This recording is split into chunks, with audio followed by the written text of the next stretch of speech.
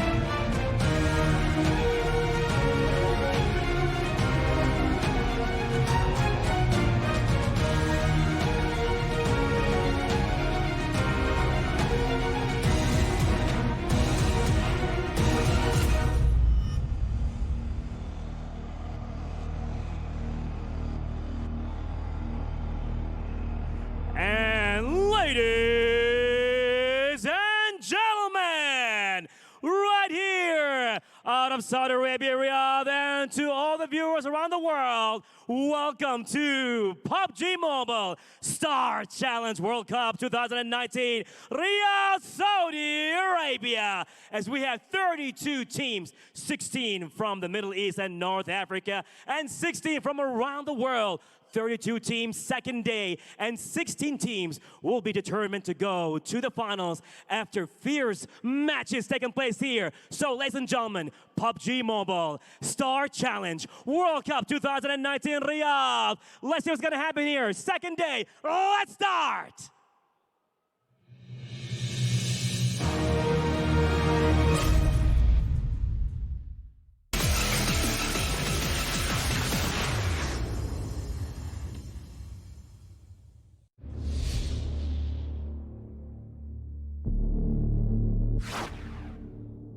All right, ladies and gentlemen, well, our first game, but not much doing. Fragger, he's got members of teams coming up here. He's got a lot of ammo. He's going to get the knock on. It has him, but Fragger's going to get taken down there as well. Overextends just a little bit. Big push here by MEE right onto SNT. 2 knocked already. Zigarette is the only one left inside of the broken shack trying to hold this off. He's going to force MEA down as other teams are starting to shoot in here, trying to push in his guns. Can he get the knock? No. Hill there as well that they can crawl behind.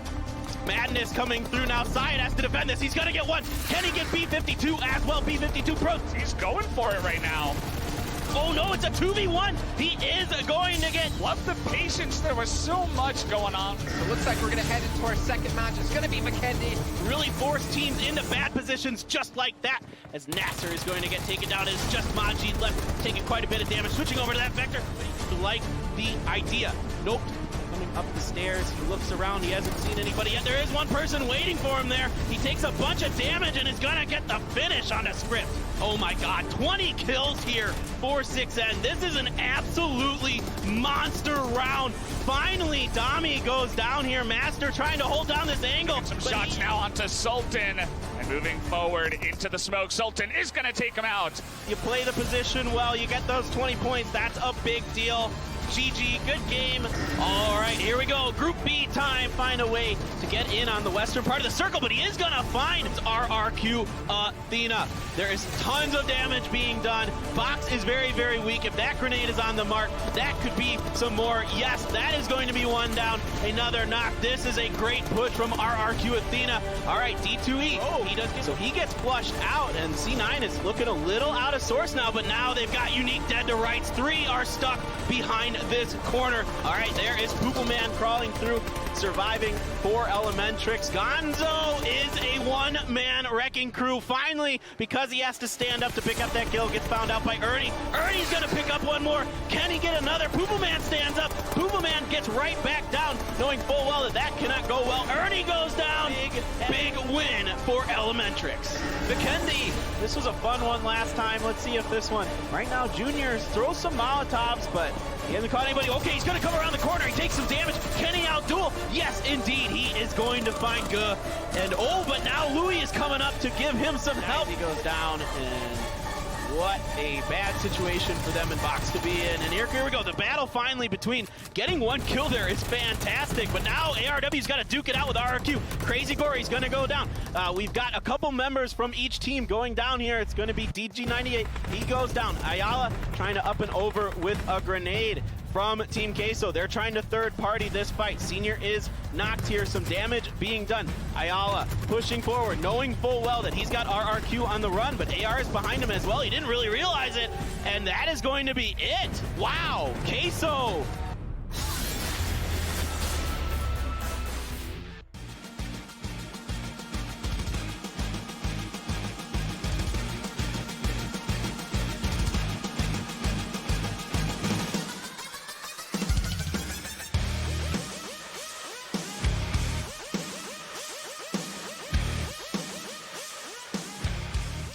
It's do or die time here at the PUBG Mobile Star Challenge World Cup 2019. It's also day 2 where we find out what teams will be moving through into the final day, kicking off tomorrow. I'm Jason Kappen, joined by the lovely Paper Thin and the more healthy looking Valdez. First of all, Valdez, how are you feeling today, man? Much better. I feel like an alive person, even though maybe my voice is still a little bit dead from yesterday. Took a lot of medicine.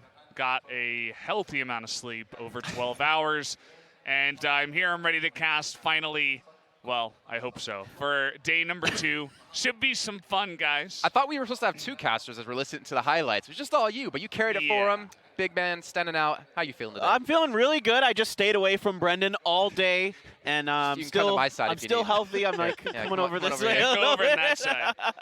But no, I'm feeling great. This has been a lot of fun. The MENA teams were a lot of fun to watch, so I'm excited to see what they're going to bring to us on day number 2. And of course, the international teams, they're all very solid. We saw a lot of, even play between a lot of them. No team really kind of ran away with it, except for RRQ a little bit. But other than that, it's been a pretty well-balanced tournament so far. Yeah, we got to see what Elementrix pick up their first chicken dinner in what seems like forever for them. We had RRQ Athena get second place, I think, 2 times, getting so close to be able to get that chicken dinner for themselves, but put themselves in a really good place to move into the final day. But let's take a look, though, at the overview of the entire tournament. If you guys just joined us and you weren't here yesterday, you missed out on really what's entailed, what the whole thing is going to be about. We've got 32 teams in total that will be playing over the course of these 2 days to determine which teams will go through into the finals on the 14th. And, of course, the point system, very important. If you guys were here last year, it's a little bit different since then.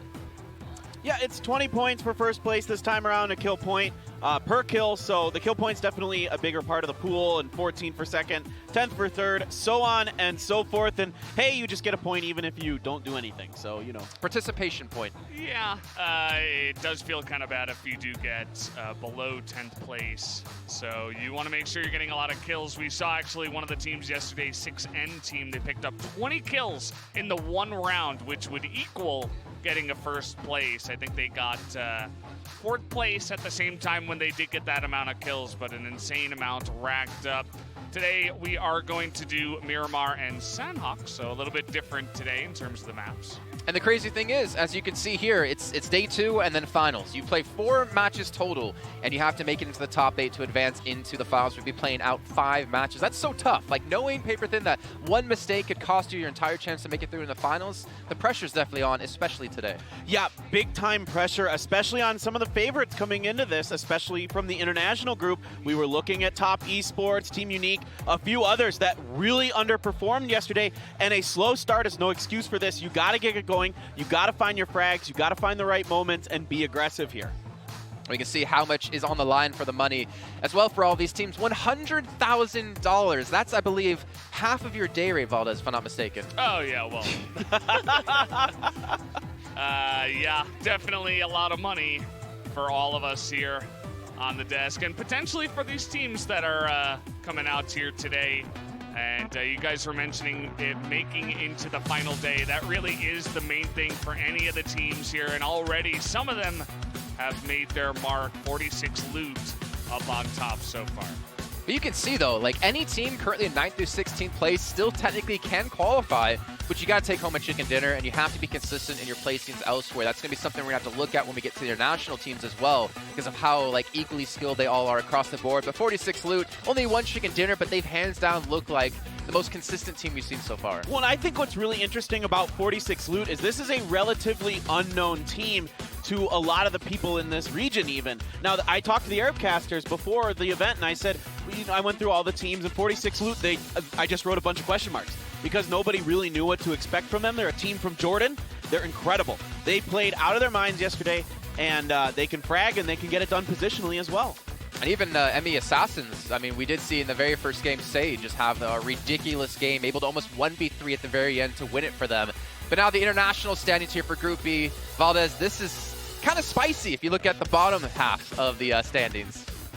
Yeah, the bottom half and even the middle there, I think you should look at. There are so many teams that are very close in points, and really anybody that's above probably 14th place on this list could make it into the next day. Sorry, Top eSports, no rage. We'll see if you can actually make it happen. I mean, it is possible that you come in with a chicken dinner and a bunch of kills to catch up, but it's not going to be easy. RQ Athena on top so far, really far ahead of every other team right now, actually. Yeah, and we obviously got to hear quite a bit about the teams yesterday, but we, again, want to hear from the other teams. Let's actually take a listen in to the other team's thoughts coming into the tournament today.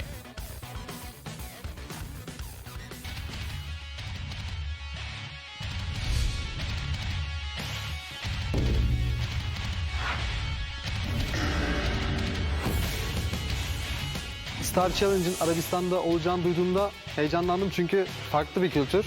Görmek istediğim bir yer. Turnuvada korktuğumuz bir takım yok. Biz çünkü Türk'üz ve Türk'ün gücünü onlara göstereceğiz.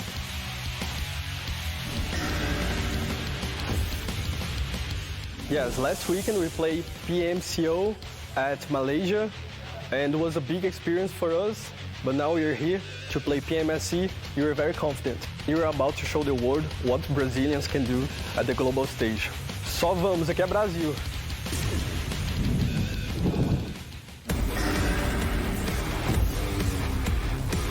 Ich sag mal, wir haben schon mit vielen Teams zusammengespielt, auch in Scrims haben wir zusammen partizipiert.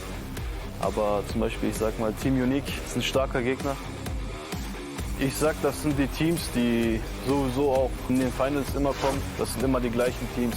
Unique, Yalla eSports wird kommen, Top eSports wird dabei sein, Team Kesso vielleicht. Und wir werden auch dabei sein. No rage. Я думаю, любая другая команда понимает, что нельзя никого недооценивать. Наша команда Team Unique, мы являемся двукратными чемпионами Европы и единственными чемпионами Европы.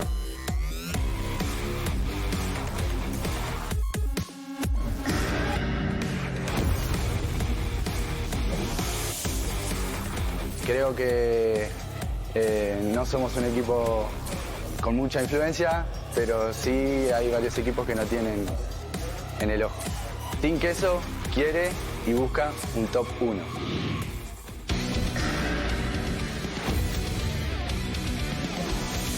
I think we are probably best team in Nepal. We are playing for like pretty long time together. It's been like 1.5 years. And we play a lot of scrims. And we are pretty confident about here playing in the tournament.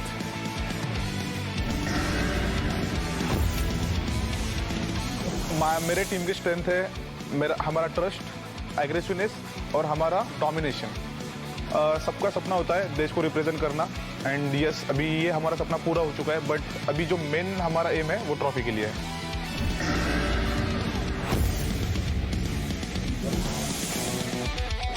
Ya, kami nggak peduli dengan permainan Arab seperti apa. Yang penting kami yakin dengan tim kami sendiri. Ya, tim kami akan usahakan permainan yang sangat bagus. Kalian semua hati-hati ya. Bol şans onlara. I want to see you in Yasnaya. Und haben uns gut drauf vorbereitet. Sem choro.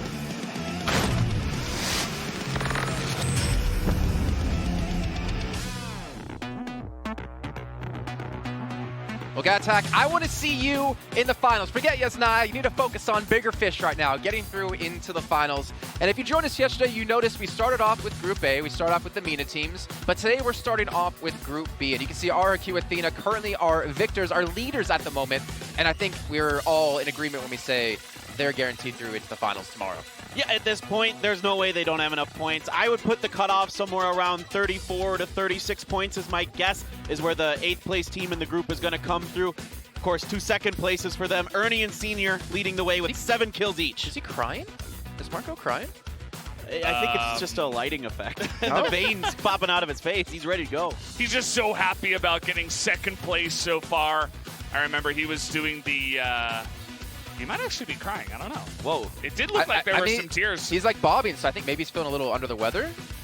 Like headache or something? Well, he would not be the only one. Well, I didn't see the tears on your side. Yeah, well, I did a lot of crying by myself in my hotel room. I did hear some didn't want to whimpering. show you guys, but... I did hear some whimpering. I thought it was just a ghost or something. I was really trying to keep it under wraps. Typhoid Valdez over here. In front of my friends, you know. Well, you I wanted to look cool, but I couldn't hold back when I got back You're home. cool in my eyes. You saw Elementrix there. They were able to take a chicken dinner, the first one yesterday. And EGC KR Black, I am actually quite surprised in this team because they've been able to pick up quite a few kills. Like this is a team who had, I think, 39 overall, I wrote down, when it came to PMSC Global Finals. And so far, if I can remember correctly, and one of you can help me out here, and how many kills 15. They have total. 15, thank you. I was trying to tell one of you were able to do the math for me. But only 15. Almost, I had to find their team. Caster math. But almost halfway there. And they've played out 16 games in the finals. And they've only played 2, and they're almost halfway there. Living on a prayer. Yeah, that first game was solid. They picked up some kills on Ghostskilla, who was trying to cross in between them and ARW to get into the fields over there, and then they were able to just kind of prone in the grass, pick up a few more kills along the way. I think a bit of a mistake letting Foxy go that one time, but other than that, a solid start for them, and then 5 more kills. Yeah, they didn't get you know, above 8th place in that second round.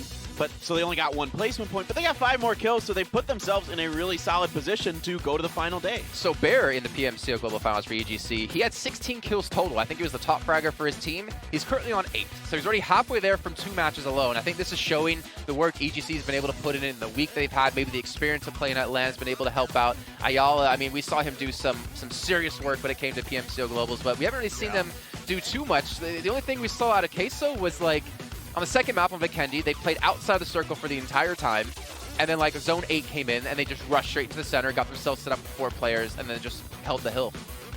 And they got the chicken dinner from it, so you can't really argue with the results there at least. And they said, hey, we're not the most influential team in their interview, whereas a lot of other teams were coming in strong with the trash talk. They were very laid back, and I kind of like that style. We'll see if they can actually make it into the second day and perhaps be a little bit more influential in their own eyes, as well as some of the other fans that are watching.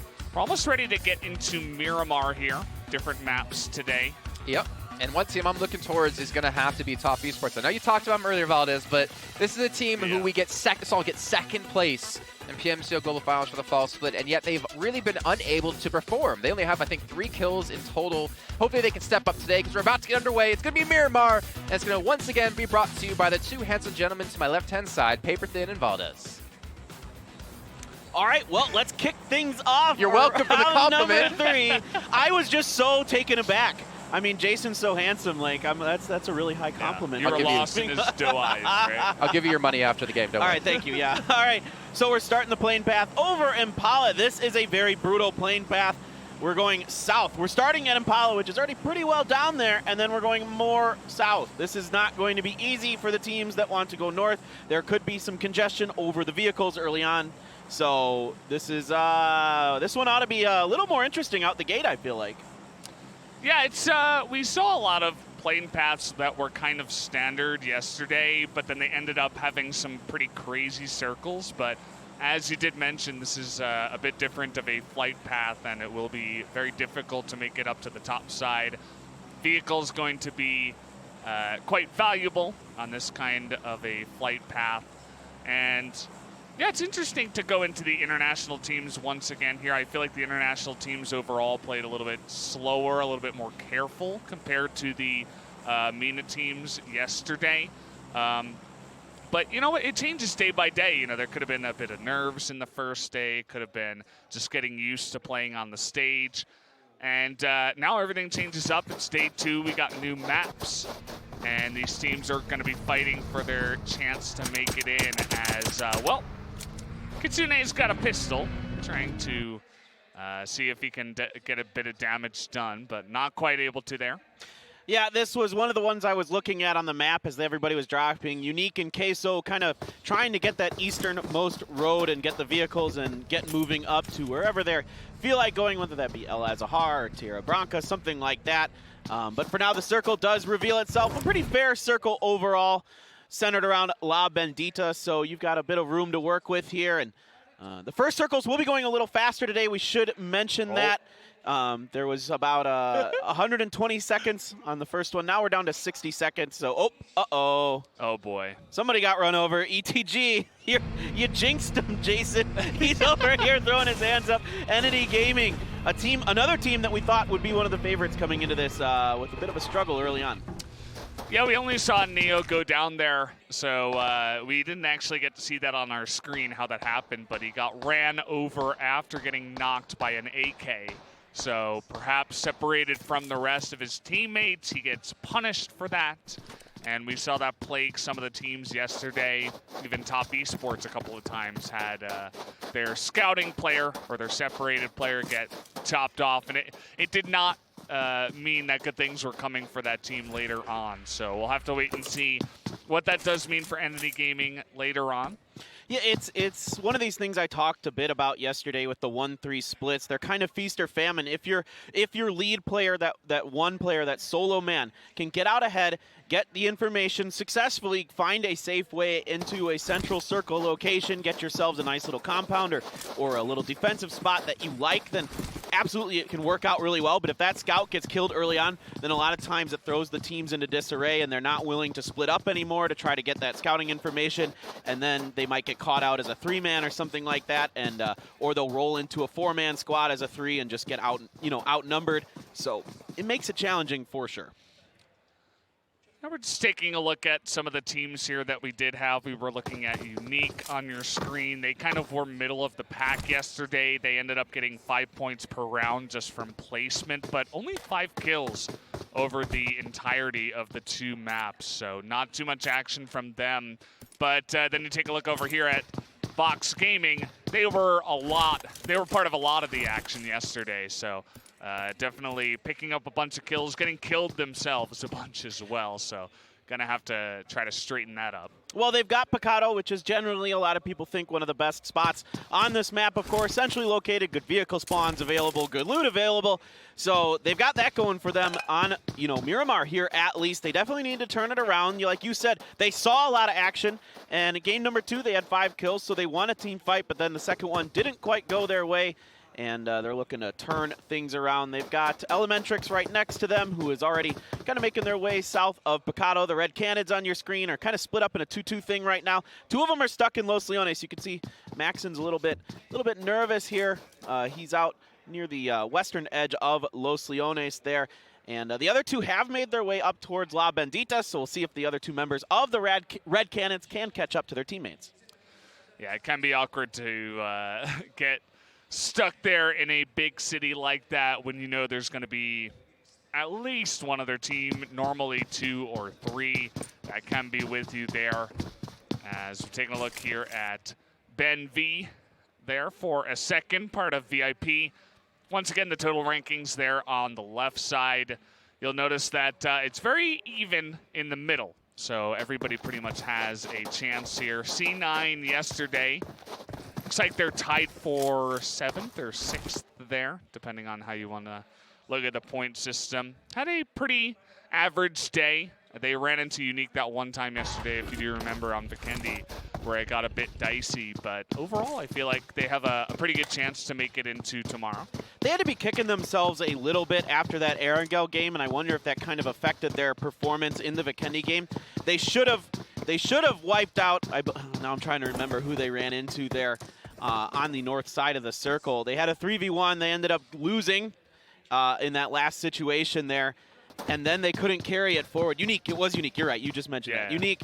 And so then they end up getting, 1v2'd or 1v3'd there. And that kind of slowed down their momentum in the second game. Yeah, they finished in 4th place, but they had 0 kills. Yeah, it's kind of a hard balance. You can try to go for placements, or you can try to go for kills, or you can just be straight up awesome and do both, like RRQ Athena. That's generally what is going to net you a very good placement.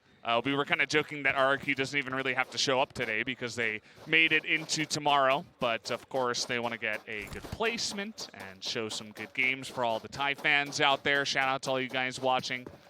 As now we're taking a look here at EVOS. They didn't have the...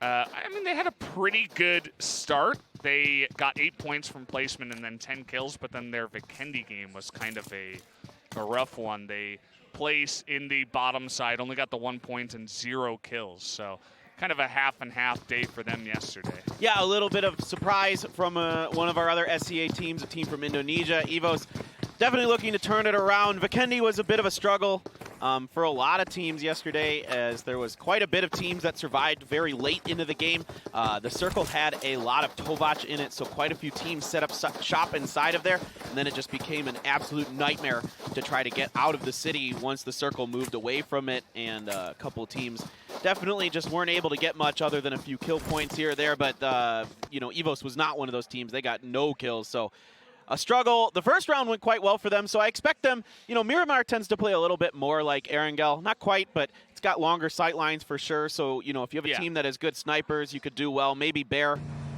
from EGC, could do well. We saw him do a few things with the snipers yesterday, so just kind of keeping our eyes on players, seeing what they're doing. Ooh, ARW. Might have our first big fight here as Elementrix running straight into our Japanese team here, ARW. Yeah, ARW 9th place overall right now, so they're right on the bubble. Want to get things going early. Mr. Yozu is trying to put some shots into them, but they're underneath the hill right now, so just a few shots maybe to get them to back off, try and establish themselves is Elementrix, and with this Murado, ARW should be able to safely move forward. Yeah, you'll notice that they were kind of in the middle of the mountain, and they saw the enemy team, but they decided, hey, we're not really ready to take this fight. Let's back away. And that's kind of that split-second decision that you do have to make at times, whether or not you do want to go for that fight. So first circle is going to close up here. The second one is going to head towards the north part here, actually. Yeah, northeast. Now we're moving up towards Minas Generales. And there's a few teams up there. You got Queso once again right in the middle of the circle, so another pretty favorable start for them. Go6 got a pretty decent position. They might want to set up somewhere on the northern side of La Bendita for themselves. ETG, you can see RRQ was making a late rotation. Kind of keep our eyes on them. We're not super concerned about them right now. Yeah. Definitely more interested in what's going on. Whoa! That is a nice play by Futbolista. Yeah, we didn't see the beginning of that, but the car got blown up, and there were 2 members in there from Elementrix, so an unfortunate situation for them, but fantastic for Futbolists. They pick up the 2 kills plus the crate, so you'd have to imagine that there was just a bunch of action around that crate, and that's what led to those 2 kills. So a big play going to Futbolists, and again, they didn't have the best time yesterday. Currently in 14th place, so maybe that's that Kickstarter to get them off to a better start here. Great gear. They're going to be really decked out with that, so nothing they can complain about. And that's a nice camp of that crate. Good job finding a team, you know, getting a little greedy there and making them pay for it. You can see Eagle trying to make that SKS work. Of course, Miramar, sniper-friendly map, and Eagle, nothing really doing there. Gets a few shots at C9. Now we've got Chowski. He is looking at, this is the German team, No Rage, and they are coming across in a van, taking some damage. Those vans are kind of slow. They can take a bunch of damage, but this one's already smoking a bit. Yeah, and you'll notice that No Rage is going to hop out of the car right now, the van there, and say, okay, you guys have gotten us smoking. We're not willing to take the risk to stick around in that vehicle. But you'll notice that Red Cannons, they're really not scared to take as many shots as possible at any kind of vehicle that is coming their way. Well, it's smart. This is a really wide open road. If you can set up along the side on the ridges like the Canids have, you have a lot of clear sight lines across teams. And in fact, ARW is rolling up on the backside of this potentially as well. Now, NR has switched out vehicles. They've got a healthy van available because that other one already a little bit on fire. And those things, once they blow up, everybody inside of them dies. So now it looks like they are going to be able to successfully move forward. Cannons make them pay a little bit, force them, you know, 3 into 1 vehicle, which is not ideal. Yeah, I was just looking at the map here. It's VIP against Futbolists. It looks like down on the bottom side, the 2 of them going head-to-head in the blue right now. And a couple of vehicles trying to make their way in from the south side of this Miramar map. They're about to butt heads here right on the road, it looks like. Yeah, Yakuza's got to be careful. He's already taken a bit of damage. He's on that motorcycle, so if he takes any more, he's just able to get over that hill in time. He will go down very, very quick. Then Futbolist right behind them as there's Elementrix up front of them as well. So this could turn into a bit of a cluster on the southern end of the circle. Bunch of damage taken from all the members there, but I didn't notice any big kills going down. So everybody seemingly going to make it safe into that second circle, but we have a third one coming on in. It's all the way up towards that northwest side. More up towards the Hacienda, it looks like. So gonna be pretty nice for ETG actually here. Entity Gaming, the team, remember that they did take a kill very early on, so they only have 3 members on the team so far, but in a pretty good spot for now. So ETG's got to be careful because teams that are going to be coming from the southern side of them are going to have the high ground advantage on them coming up on that hill that's between that crossroads position. So yeah, ETG I think might opt to actually move out of here. I think this is quite wise by ETG. That spot that they're on, it's great for camping, great for catching teams in transition, not good for defending. And that's exactly what they're going to do. They're driving up north right now. It looks like north of the road at least. They're not going to spend too much time as the wheels are spinning there for Maxon. He's going to have to hop out. The wheels on the bus go round. Yeah. But don't go anywhere, because now he's going to have to go on foot for a bit, maybe get a pickup from one of his teammates. But that's really dangerous. That's a lot of time lost, and that's exposing yourself. You're giving away your location with the sound of the vehicle, so other teams might try to pounce on that. It doesn't look like Elementrix is really in a great position to do it, so they should be all right. But again, that's lost time, that's lost positioning for the Canids. Looks like Maxon found a different vehicle to hop in with the help of his teammate there and begin the drive up north once again, as all of these teams are going to be migrating as it does stand. I was taking a look at Elementrix. They lost a couple of their members, but the other two of them on foot, just slowly making their way up towards that center. As I mentioned before, I mean, it does feel like these international teams taking a bit slower. They're a bit more cautious compared to our Group A teams. And they seem to prefer edge play a little bit more. We saw the MENA teams really want to dive center circle early, so that kind of forces a lot of action as well, because there's, you know, locations that are in the middle of these circles that are desirable. So you'll see teams that feel confident in their team fighting ability try to, you know, bounce other teams outside of those locations. Footballists, they are moving forward up along the eastern edge towards the junkyard, and there is No Rage getting a little bit of damage down in. And the Red Canids, like I was talking about, this is what kind of stinks when you have to go back and pick up a teammate. Yeah. You might get caught out yourselves. Got to be careful about that, especially when you're up against No Rage, a team that really has nothing to lose. I mean, they're going to be taking shots at everybody. They are in 16th place. They got 1 kill yesterday. So it's really just about shooting at anything that moves right now for No Rage. And you got to be careful when you're going up against a team like that, as No Rage are going to be making their way in alongside Footballists into this third circle. Yeah, absolutely. I want to see No Rage be really aggressive. They need the points desperately. You know, you want to play your game, but at the same time, when you're this far behind, you only have 2 more games to catch up. You got to get kills and you got to get placement points, and you know, you're so far behind. 3 points. 3 points. That's not good. Well, you set the benchmark as around 36 points if you did want to make it into day 3, into that final day. So it is possible that this team could pick up more than 30 points today. It's not going to be easy, but we have seen teams do it yesterday. So we are taking a look here now at Unique coming in at the top right side of this circle. And there's Jonathan, a player that Jason really, really likes. Only had 1 kill yesterday, and he's the star for the ETG team. So we're looking to see him kind of get it going for Entity Gaming a bit. ARW tried to get into the compound that ETG is in. They were stopped short here between Crossfire from ETG and EDG. That's a lot to say. A lot of E's and G's in there. Yeah. And so they got, you see here, they had to go for the res. They have to stop up. Now they're in a tricky spot because they're out in the middle of a field. Yes, they have a compound, but once it moves away from them, it gets really, really tricky to move outside of there. You don't got much cover to work with. You got a bit of a hill in front of you towards the south. And oh, Evos, if they can get the angle down onto VIP may be very much in trouble. Looks like they're taking some shots, though, from a different angle. From EGC, I believe, our Korean team, just looking at the minimap here. So they want to shell down onto VIP, but they can't quite stand up and have free reign to do it just yet. So a little bit of an awkward position, still going to be decent for them, as they can kind of just hang out there for now.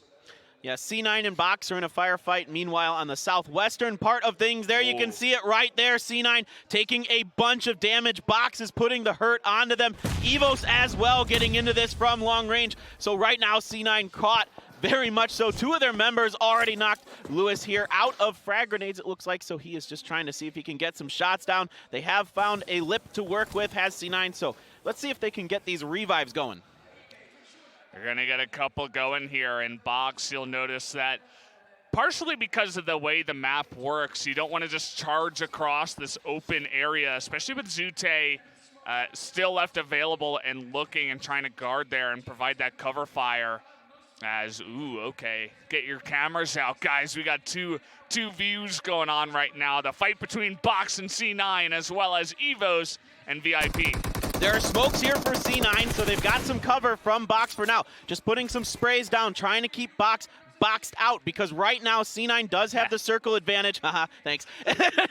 Yeah. So C9, they're on the edge of the circle here, so they can keep Box on the edge. They're trying to just keep them pinned down with this fire. Pyrrha's just going to come up, spray over. Oh, but a nice timing by Guh is going to get one of them. Lewis heals up uneven, still trying to put some shots in. Guh does take a little bit more damage here, and up and over is Lewis. He's going to get some shots. The blue is here now. Lewis might not be able to heal in time. No, indeed, he does go down. What an insanely close fight there, but you called it early on. C9 had the better positioning there inside the circle. They are going to massacre that entire squad and get a nice little position there at the southwest of the circle. Good for them, able to pick off the first squad here actually on Miramar. Yeah, now VIP is in a similar situation, maybe even a little worse than what Box is in. Evos has a significant high ground advantage. They're in the circle, they're taking damage. They're trying to pump, block out, get some more damage. Here comes Evos. They're just going to flank around and try to finish this. Yes, indeed, they will do it. Down goes VIP. Yeah, and I mean, they had a fantastic position there right above VIP. Casey does get knocked. I didn't quite see where that was from, but it looks like our Korean team is making a move now. We talked about this before as well. They had eyes on Evos the entire time. The Korean team, not necessarily known for being extremely aggressive, but very opportunistic. They're going to make their move when they can, and already a knock coming in. Yeah, they've got the high ground. The problem is C9 has an angle onto the side of this hill. So, yes, they can try to come over and put some hurt into Evos, but you can see Zute, the other member of the C9, realize something similar. Now, that circle is going to funnel things in nicely for Bear with that AUG. He's going to get the first knock. And now there are two more members in the blue for Evos. They are going down very quickly. This may well be the end for Evos. Look at the pot shots coming out here from Zute. Not a care in the world, just sitting out in the open on Miramar, just picking them off. And he's going to be feeling really good about that one, as now things are getting really dicey here in this little compound with the containers. You got to be careful when you do come in, and the smokes are coming out as well. There are so many teams here. No Rage does go down in the background. Gosik has the warehouse, but that warehouse is quite exposed from the western angle. And you've also got a bunch of other teams popping in here. EGC has pushed forward now. They're going to try to outflank the other teams, just try to get ahead of them. But there's a lot of other teams up in these compounds. I'm not sure what they're going to do here. Satan goes down right away. B-Side has to lay down for himself. He might be dead to rights too. And here comes RRQ from out of nowhere. You got to be really careful making that aggressive of a move when there are this many teams left available on this phase. RRQ just sitting here picking up the money and the kills. 3 kills so far. As C9, they've seen a lot of action here. They're going head-to-head with Top Esports now.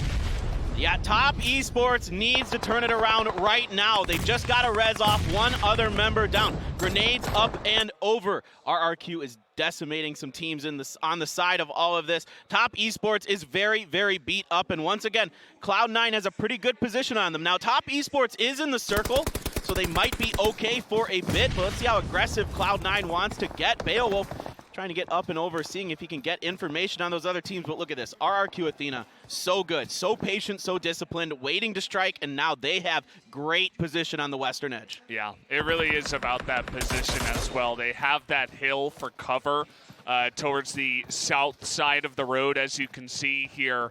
G9 just using that to get pot shots down onto Top Esports. They're not really caring too much about anyone to the left side. And now they're taking a bunch of damage here. C9 and as G9 going to take out a couple of them. Yeah, some great shooting there from G9.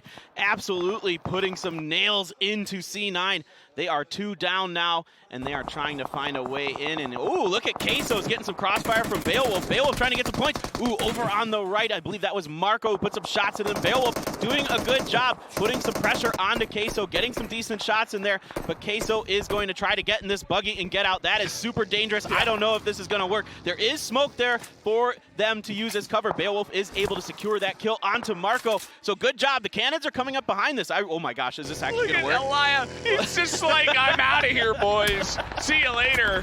Well, he's got the tractor. He's got a prone down. The real question is does anyone have an angle on him? He's trying to put some shots into that to keep people off of him. He's going to be able to use that tractor tire. Nope, never mind. Unique's got him. Yasha's going to finish him off. Kind of a hilarious state of affairs there for that player, Yalla. Just doing what he could. Knew that it was just desperation time, and I don't think they got too many kills on top of that, so Team Queso got to be careful. RRQ, I feel like, you know, they just have a better understanding of the map, and they've been using their positions so well. No team has even come close to trying to challenge them at all with where they're sitting, and I can't see any of these teams that are on the map right now that can do anything to charge in there. No, they were so patient, and I bet they were pretty surprised to find this part of the map unoccupied. They basically control a quarter of this map until this new circle came. Before that, they controlled so much because of this lip that rings all the way around the side of the road here, and they're just able to pop up and take shots at people and get back to safety very, very easily. And that is going to continue to benefit them for a little while longer. Circle is still on top of them, so you can see them. Senior's got that M24 there, just seeing if he can find any heads to pop. We saw him be very, very good, and there is a crate up in front of them. That one is not going to be easy to get. That's probably going to be a crate that's just going to turn into cover later game and benefit possibly RRQ Athena, depending on which way this circle goes. Yeah, RRQ Athena is kind of just chilling for now. The real question is, which one of these other teams is going to be in a good position? ETG, they took the first casualty, but they've been good on top of that circle the entire time, getting pretty lucky with where those circles are going. And once again, top eSports goes out. A better placement for them, but not many kills. So this is going to be a really difficult final game for them. They are really going to need to put up a ton of points. Senior moving forward. G9's already got a bit of a position. Senior's taking a bit of damage, and he is going to get knocked by Goskilla. Nikola with some pretty good shooting up on the hill. He's got the other members with him. Kitsune there. They've got to be real careful behind that van. A good grenade could spell disaster for the three of them. ETG just hanging out here in the little cabin in the desert, it looks like there, and they really have not moved much. They've just been happy to sit around. Take a look at all rejection coming in here.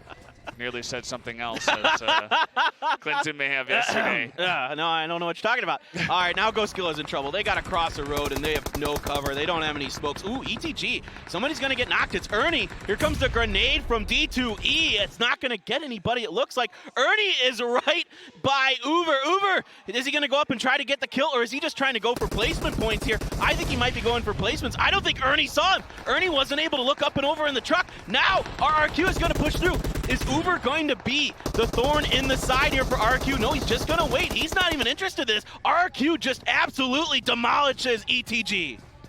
I love Uber's play. He's found the one spot on this map where he can stay hidden for the rest of it. He's going to let RRQ and Unique go head-to-head, and we'll see him at the end of this match. I think this is actually going to work out for him pretty well.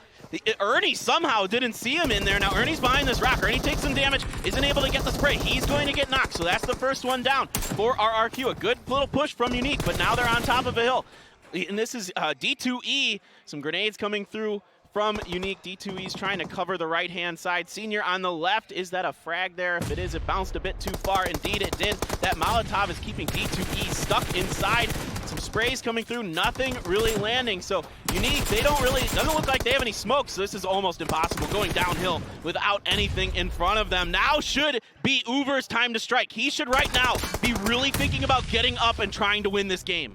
He's going to be waiting until that last second, though. He is looking now. They have no idea that he's here. He's got to take D2E. He had him dead to rights here, or Senior. I don't care which. He's got to shoot. He needs to take one of them out. Yeah, I mean, even just that extra kill is going to be the extra point that could push them over the edge into the final day. So you don't only want to get that position. You want to also pick up a couple of kills if possible, but he's playing it as passively as humanly possible. Yeah, so there were some smokes left for Unique. They didn't throw them out right away. They decided to wait. They lost a member because of it. Now Senior trying to get the angle. D2E as well as flanking. Uber, you got to go, man. Oh, Rogue. Rogue with a nice outduel there onto D2E, so that's pretty nice for Unique. Now they got to worry about Senior. Senior is sneaking up beside them. Let's see if Yasha or Rogue can see him. He's got that M4 ready to go and is trying to box him in. I don't know. Did Uber just die to the circle? Uber, I don't know what's going on there. Senior took them both out, and Uber, who knows what happened to him? He kind of just disappeared. That's third place for them. 0 kills for ARW. But first place going to RRQ. They got a bunch of kills yesterday, but this time finally picking up that first place position. Like we said, they didn't even need to show up in this lobby to make it through to the finals. Instead, they are just going to pull off another huge win. 13 kills in that game. They look unstoppable right now, Jason. They look fantastic, and I do want to touch on one thing, though, about Uber there, as we did see. So you guys were talking about how, he needs to take a shot, he needs to go for a kill, right? I think his mindset was, if I survive till second place, I get 4 points. If I kill one of them and die, we only get 1 point off of that, right? So I think in his head, he was looking to survive, but at the same time, he died to the zone, and I don't know. I don't know how that happened, right? I mean, it throws all logic out the window, unfortunately for him. But yeah, RRQ, I think they got second place twice yesterday, able to pull off the chicken dinner here, lengthening their lead even further. I am worried, though, for them. Are they maybe peaking a little bit too early in the tournament? They still have 5 matches to play tomorrow. You're giving me a little bit of a smile there, Valdez. What's up? I mean, they're just so dominant compared to any other team here in the international squad, or rather group, and I don't think that any other team on the other side of the bracket can really challenge them. So the fact that they are dominating this hard already means that they've got to be our favorite going into tomorrow already. I do want to go ahead. No, you go ahead. Okay, because I want to switch topics. No, you talk. I don't want to talk. You guys, true. You guys were talking the entire time. One team I do want to talk about is Cloud9. I feel like since Zone 4, I think I have it written down, they were under fire. They had Box in front of them. They had Evos around them. They had top eSports near them as well. I think even RRQ took a couple of shots at them at the same time. Yeah. And since that moment, they did not get a second to breathe, and they were consistently fighting. They ended up dying around Zone 6. I feel kind of bad for them. They had themselves in that position where they just could not. They had to fight their way out. But oh, really? He was trying to heal up. Why didn't he just? They had no idea he was there. Yeah. So then he should have taken the shot. He should have gotten the kill. Was not going to take a shot at him. Well, even if you don't take the shot, you got to get out of that truck and try to make it work. I mean, you should take the shot because you need to be aggressive here and get points. You're one of the teams that's on the bubble. Anyway, you shouldn't be losing, though, in terms of you shouldn't be dying there. You should know how to be able to keep yourself healed off. But yeah, Cloud9, they didn't have a second to breathe. It was really unfortunate for them. Go Skilla. That was a team I was surprised to get knocked out so early. They had center zone for such a long time. They had them and ETG near each other, but they had the claiming of the land of the warehouse they were in, of the compound. So ETG moved north up against All Rejection Gaming, and they fought them instead, which obviously Uber was the only one to survive from that one. But I'm kind of curious, they had the warehouse, they had the compound. I don't know how they lost the fight on so many different fronts. I know they had one player pushed out to a shed kind of by himself. He got knocked early on, so they're immediately down to 3 players. But I thought that was their game to win. I think they were trying to repeat what they did yesterday, getting that one last member somewhere in late. But like I talked about kind of early on in that match, that compound they were in, that warehouse that's on the crossroads, is very difficult to defend. It's very exposed from the west. A lot of teams are going to have the high ground on you from the south, and then a bunch of teams are going to want to push into that location from the south because the circle kept going north. Right. So you're getting tons of teams funneled in there, and it's so hard to win those team fights. That's why I loved what ETG did. They left that compound, or I think it was around 3rd circle, when they're like, ooh, this is now not the best position in the center of this circle. And if it weren't for the fact that they got busted by RRQ, who just ran in there and wiped them out, they could have had a real good shot to win this. I felt like that should have been ETG's game. Yeah, well, unfortunately, it wasn't ETG's game, but it was a good game nonetheless. And that's something that they've been struggling with over the course of this last day. And, you talked about it, Jonathan. Yeah, well, he struggled. Neo getting knocked right away and then ran over. At least Amon and Gatak were able to survive for a long time and get some points on the board, because that's the name of the game right now, right? Don't worry about winning chicken dinner. Obviously, it helps. Don't worry about that. Worry about just placing points and trying to get some kills. Try to get into the top 8. You don't need to be first to move through into the finals. Seeding does not matter at all. So, in the end, RRQ Athena finally getting their first victory, and they're looking happy about it. They just look really comfortable right now. Just arms crossed, leaning back in the chair. They know that they've already secured a spot into tomorrow. They're just playing for fun now. And even when they're playing very relaxed, maybe that's helping them to even get to the top of the ladder here because they're dominating big time, whereas everybody else is struggling to get those spots. Goes Skilla. We'll see if they can pick it up here a little bit. I'm gonna go back to RRQ one more time really quickly. Yeah. Every team that's in the top 8 right now should be happy that they won. Because that means those points weren't going to the teams in 9 through 16 place. That 20 points chicken dinner does not go to any of them, so they kind of retain their spot a little bit further. It's the teams 9 through 16 place that should be frustrated about that because they need the help. Actually, technically, they should be happy about it as well because then no one else moves super far away from them. So everybody's happy. Yeah. I mean, and definitely RRQ Athena off the back of that. I'm actually curious to see how all the points did break down from that last game. So how many kills did you see RRQ Athena got? 13. 13, so 33 points off of that one. They were at the start of the day, 46. Jeez. So that moves them up to 79. Oh my if I could do my math correctly. They might break 100 points in 4 games. That's absolutely fantastic PUBG Mobile play. It really is. And we also have another map coming up. It's going to be a brawl. I was trying to rhyme it, but I realized that it wasn't going to work halfway through trying to say it. It's going to be the brawl. And it's going to be in the Moisty map of Sanhok, and obviously close quarter combat, a lot of that happening. I don't know who's going to win that one. Maybe RRQ Athena is going to be able to battle out yet again. We talked about, Entity can be aggressive, can pick up kills, can communicate clearly. We haven't seen that, unfortunately, out of them. Top eSports, they had a better game than they've had previously, but I say better with a grain of salt because it really wasn't that great of a game for them in the end. Someone's got to step up if you're outside the top 8 right now. This is your chance, as you guys mentioned, with no rage. You got to go in all guns blazing. Yeah, absolutely. I'm just seeing so many of these teams that should be playing aggressively, trying to get points, not doing that. I mean, we saw ARW do it at the end there. I thought Top Esports, there was a couple times where I was watching them. I'm like, push, you got to go. You got to do something. Because if you don't push now, you're going to be stuck in a really difficult position. Teams are going to have angles on you. You're going to get stuck in crossfires. They weren't doing it. And, C9 got stuck in a similar situation where they got trapped in that hill and they were just in crossfires like you were talking about from team and team. They did a great job holding box out. But eventually, that position did fall apart. Beowulf was able to get ahead for them, pick up a few more points. So I think they have a pretty good shot here going into Sanhok of advancing. But they need to do something a little bit more, I think, on Sanhok to guarantee a spot. So we're talking about 9th through 16th, right? We're talking about how they need to make a play happen. If you're in 1st through 8, well, maybe not 1st since you're so far ahead. If you're one of the teams on the verge of potentially dropping down 9th through 16th, then do you play extra safe and just focus on placements, trying to get to the later circles, or do you try to do something a little bit tricky and catch other teams off guard? Because you have to worry about maintaining that top 8 place. I mean, we've seen that this international group has overall played more passively, and if I'm them, I just try not to get knocked out early because just the way the game is going to go anyway, the longer you survive, the more chance you have to get more kills because you're alive for longer. So if I'm them, personally, I would just say, let's just try to survive until one of those later circles. Maybe pick a couple of kills up along the way. If we can get even 10 points per round, that should be enough to get us into the last day.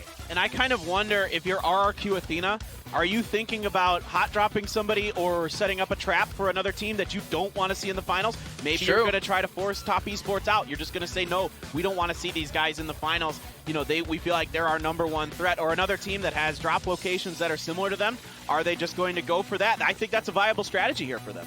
I do actually wonder. Like, the thing is, like you guys said, they didn't even need to show up today. I think they kind of technically did to not get kicked out of the tournament. But they don't need to play, right? They don't really need to do too much, so they could have fun with this. Though I don't know if they're going to be a team to necessarily do that.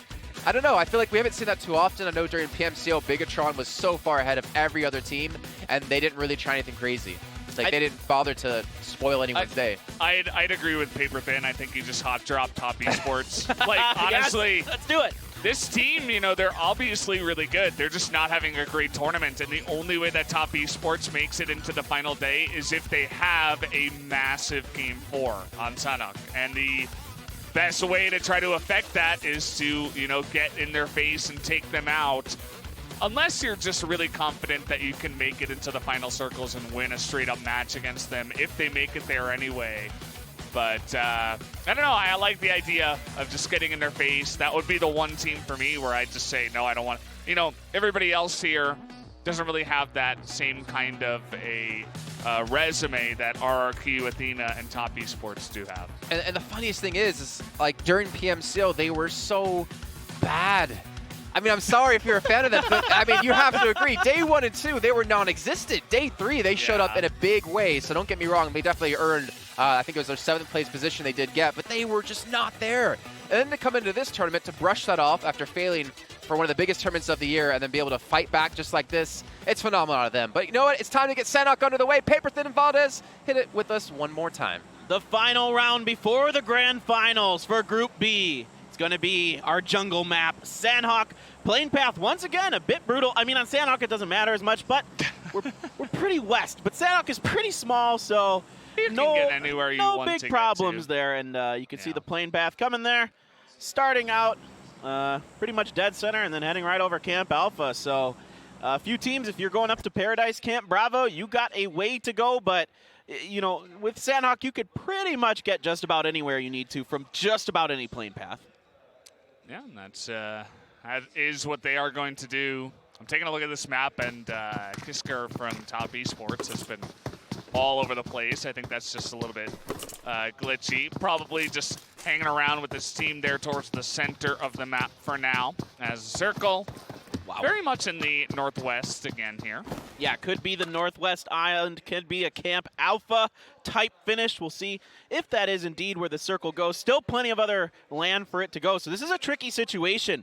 If you're one of these teams, are you going to try to go for that area where the 3 rivers meet together to the west of to boot camp? There's a pretty good spot there if you want to try to pick up some kills and camp some other teams because of the nature of this circle.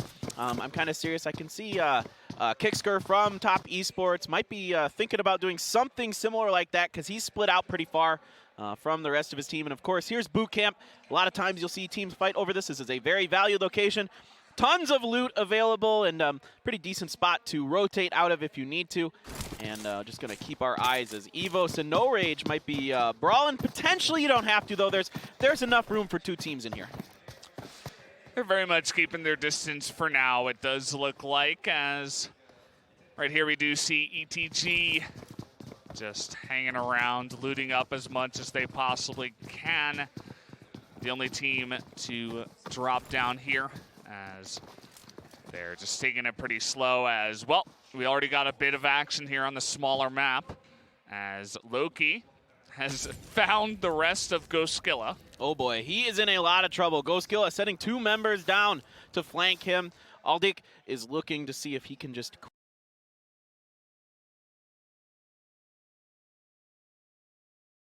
Loki forced left. Now Ghostskilla needs somebody on the right, but Loki able to successfully dodge that for now, but no, it is not enough. Aldik is able to get him with the AK. That is going to be the first knock and most likely the first kill of the match. He was all by himself. That's, we talk about this all the time. If you are going to go for that 1-3 split and take the risk, you are sometimes going to be punished for it, as the rest of Box, nowhere near him, it looks like, on the map, as they are a bit far north. So going to be down there from behind, and now Gug gets knocked down as well by one of the members of C9. I believe that was Beowulf, is going to pick up the kill. So now that's 2 members of Box, and they're already going to get chopped down. Not looking good for them here in this tournament. Yeah, they were in the bottom half going into today, and they didn't have a great Miramar, so this could be the end of the day for them. We will see. Futbolist just looting up, not much going up there. In Hatin, they've got it all to themselves, so for now they can just loot up. They're still in the circle. They've got enough time to kind of get all the gear they want and then eventually decide where they want to rotate. Now, generally a lot of teams are going to want to rotate early, but we'll see. Evos has taken up that position I was talking about at the intersection of the 3 rivers. I'm really, really curious to see how that pans out for them. It's, I think, going to be a powerful spot as time goes on in this circle, but there's a lot of time and a lot of room to maneuver here as the first one is starting to make its way in, and for now, there isn't too much going on. You've got EGC, the Korean team, down in the south. They were at Bantai. They're gonna have quite a bit of room to work with near the ruins, potentially, depending on what RRQ does. They were our Painan team, and the Red Cannons were over at Kampong, and they're making a rotation more towards the cave, it looks like, or potentially docks if they want to grab a boat. I'm not too sure what their strategy is going to be. We're taking a look here at Top Esports. They were quite split apart, as they do like to play a more split style, usually 1-3, but this time around very much in multiple different locations for the team, and Hope, as you guys can see, did get chopped away from this team. So already top eSports, not the best start here for this team, as it's only going to be 3 members left for them in their last chance to make it to the last day. Yeah, the top of the mountain there is a great spot just to the east of Camp Alpha, but they only have 2 members up there. Their third, Lava, is way down by Pine On still. So getting him grouped up with them is going to be extremely difficult at this point. Too many teams have already rotated over to this northwest island. Uh-oh, Box might be in some serious, serious trouble now. They've got No Rage up on the coast waiting with open arms. Yeah. They want this kill. I don't know what happened to Box, but it's just been dire straits for them since second one on Sanhok, as they're getting caught out in the water now. A kill is going to go down over to Helios. I think there's only 1 member left of that entire team, so not the best round for them, and based on their placements from yesterday, 11th place, not the best start. As C9, the action never seems to end for this team. Yeah, they're finding it. They're finding it today. The fights are coming to them, and they're doing a pretty good job getting the first knock on Agonzo, the hero for Goskilla yesterday on Erangel. Here come the other members of C9. Love this. Get aggressive. Great flank here by Zute. He is going to get Nikola down. Here comes the return fire, though. That is going to be 1 knock here, as there is only 1 member of Goskilla left. And that's going to be it. The first team to go down here is not Box. It's actually Goskilla, as C9 make quick work of the team. They found the angles. They had the hill. They get the first couple of knocks, and they get 4 kills total. That is a massive start here for C9. Yeah, a pretty good start, and gives them a really good shot of coming through into the grand finals. And, of course, those points reset. So all you really want to do is get in there. Top eSports feels like they need a win to really, really secure themselves that spot. We don't have the updated scores just yet. Trying to get those into our hands. And, oh, there's a kill there for Eagle. He's got the knock. Is he going to be able to finish Old Boy off? Let's see if he can come around the corner and do this. Looks like he should be able to successfully do this with that barrel, but some return fire from Rogue is backing him off. He's going to get knocked himself. Really nice play here by Unique to keep their team member alive, completely dashing the hopes of top esports. You can see that Kisker, he got a little, or rather Eagle, he was getting a little bit too frisky. You can't really just run out into the open and try to force a kill.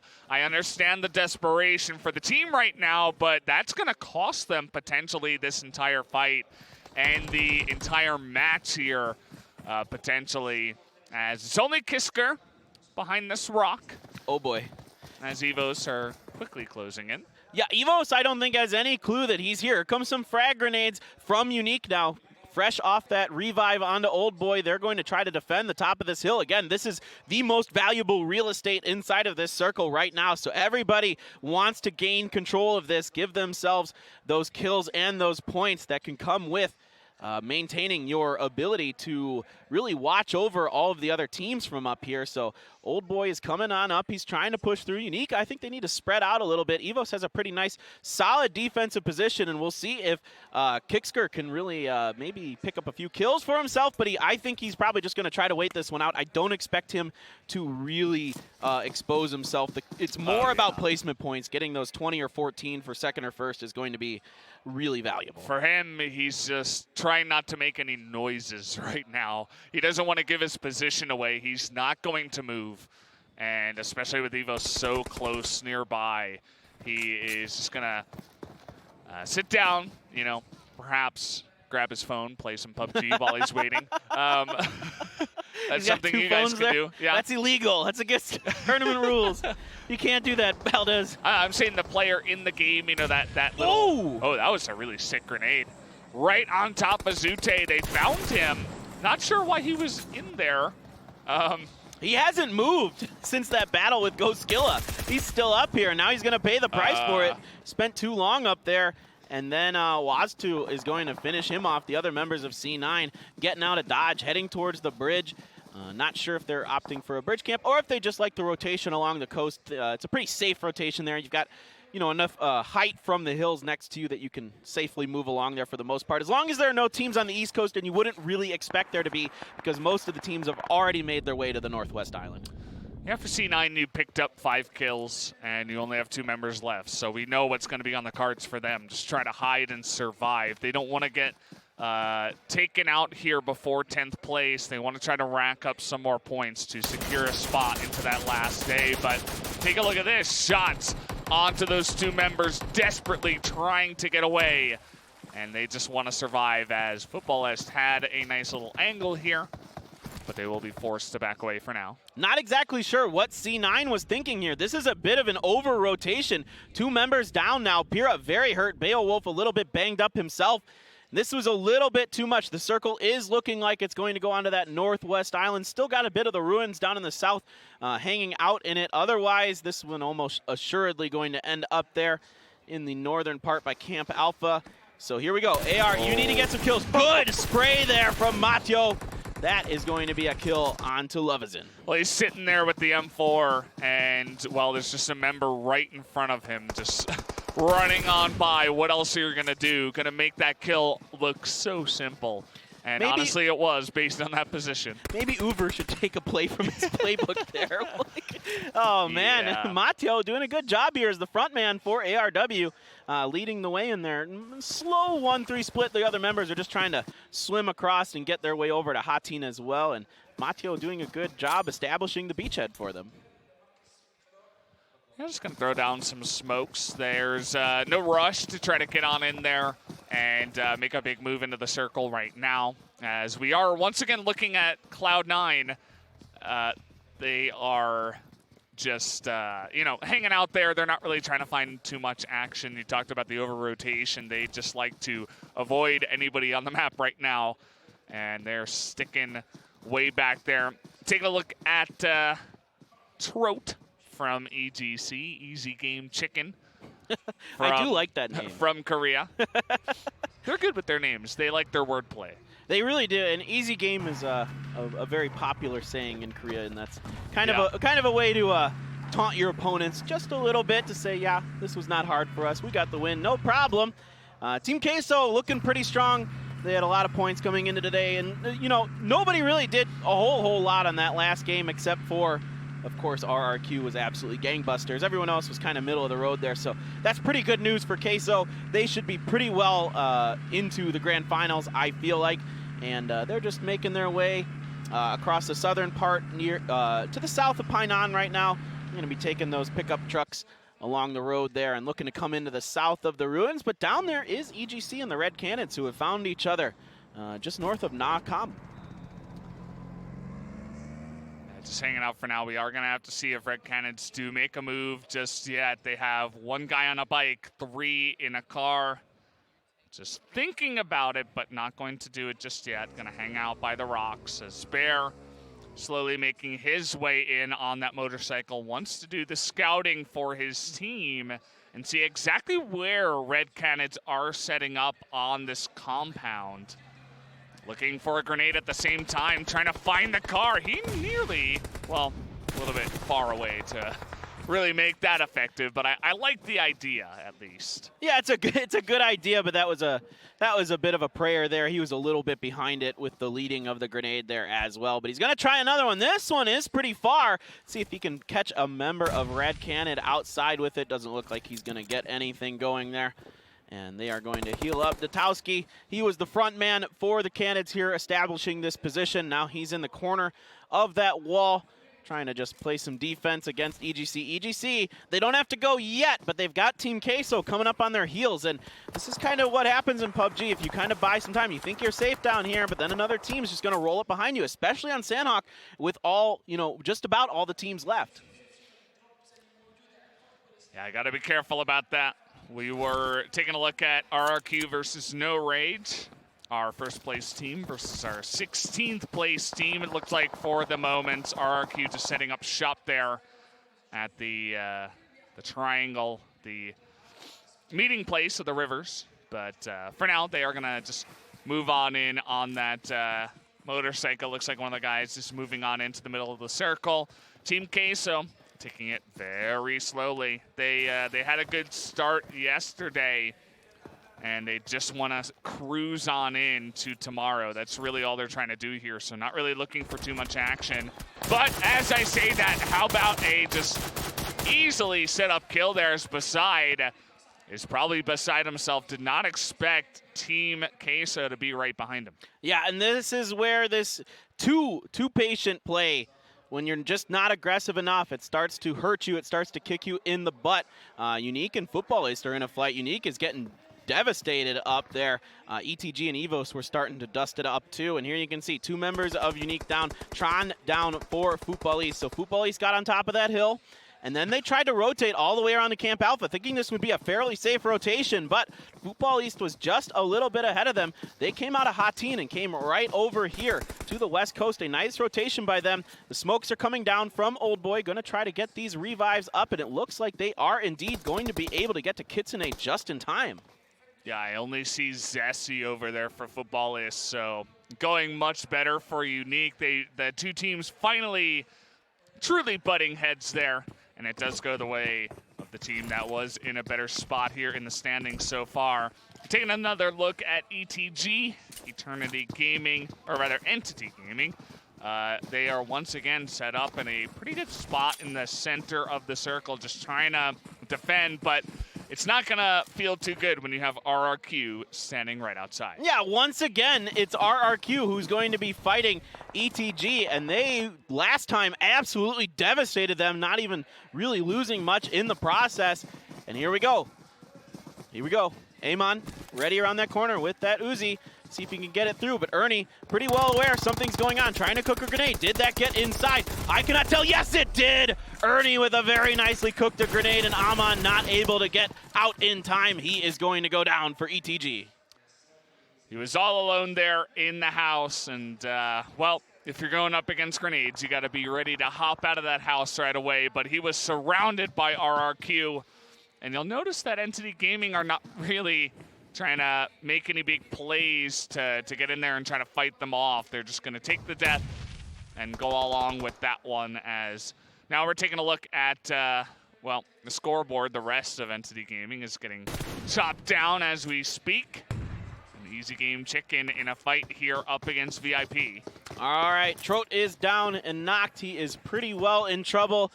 Satan, or Satan, whatever you want to say, is coming around. There is the spray with the AK, is only able to get a little bit of damage with that peek. He's unable to get the return shot there. Now he's going to try to cook a grenade. They got to be aggressive. VIP needs to get ahead of this grenade, because if Satan can get this through, he just throws it in front of him. It's just too early. He's going to get caught and dusted by VIP. So that is another member down for EGC.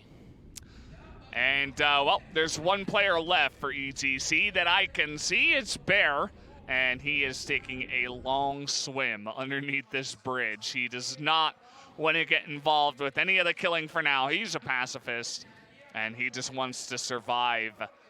Is all alone here. There's still 15 squads left available. So, once again, going to take a look at Team Queso, who have been very much playing an outside game so far, just hanging around the south side and still around there for now, just hanging around the dock. Yeah, this is going to be quite fascinating if this can pay off for Queso. They've got the Canids up ahead of them on the coast of the Northwest Island. Bear is in not a terrible spot if no one finds him underneath that bridge. The circle is actually brutal right now. A bunch of teams are going to find themselves outside of this.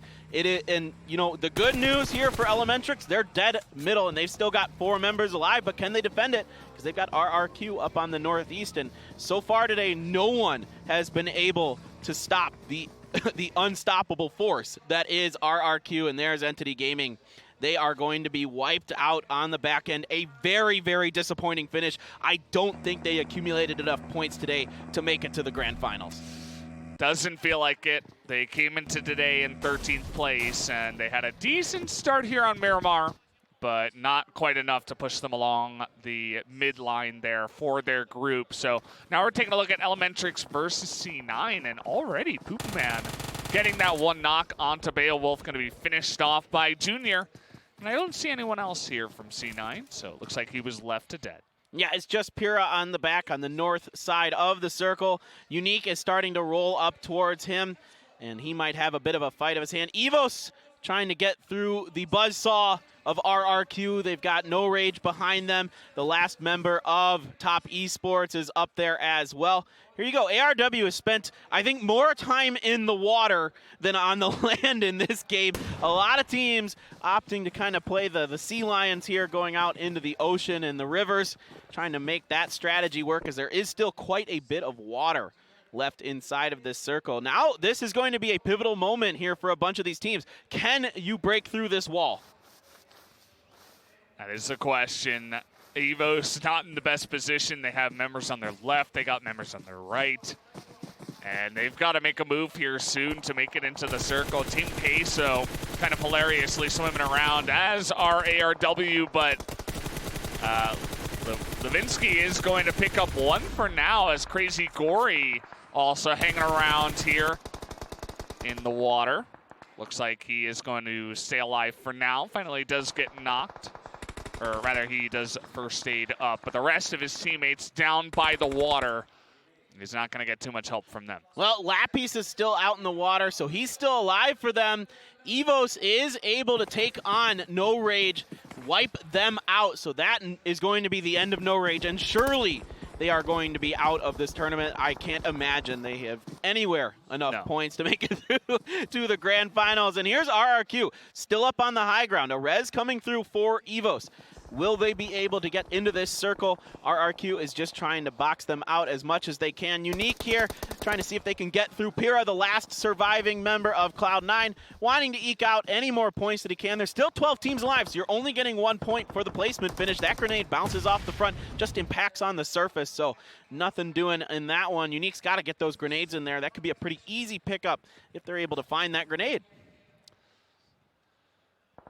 Heikel here not in the best spot. He's just trying to keep quiet as all of Team Queso is running ahead of him.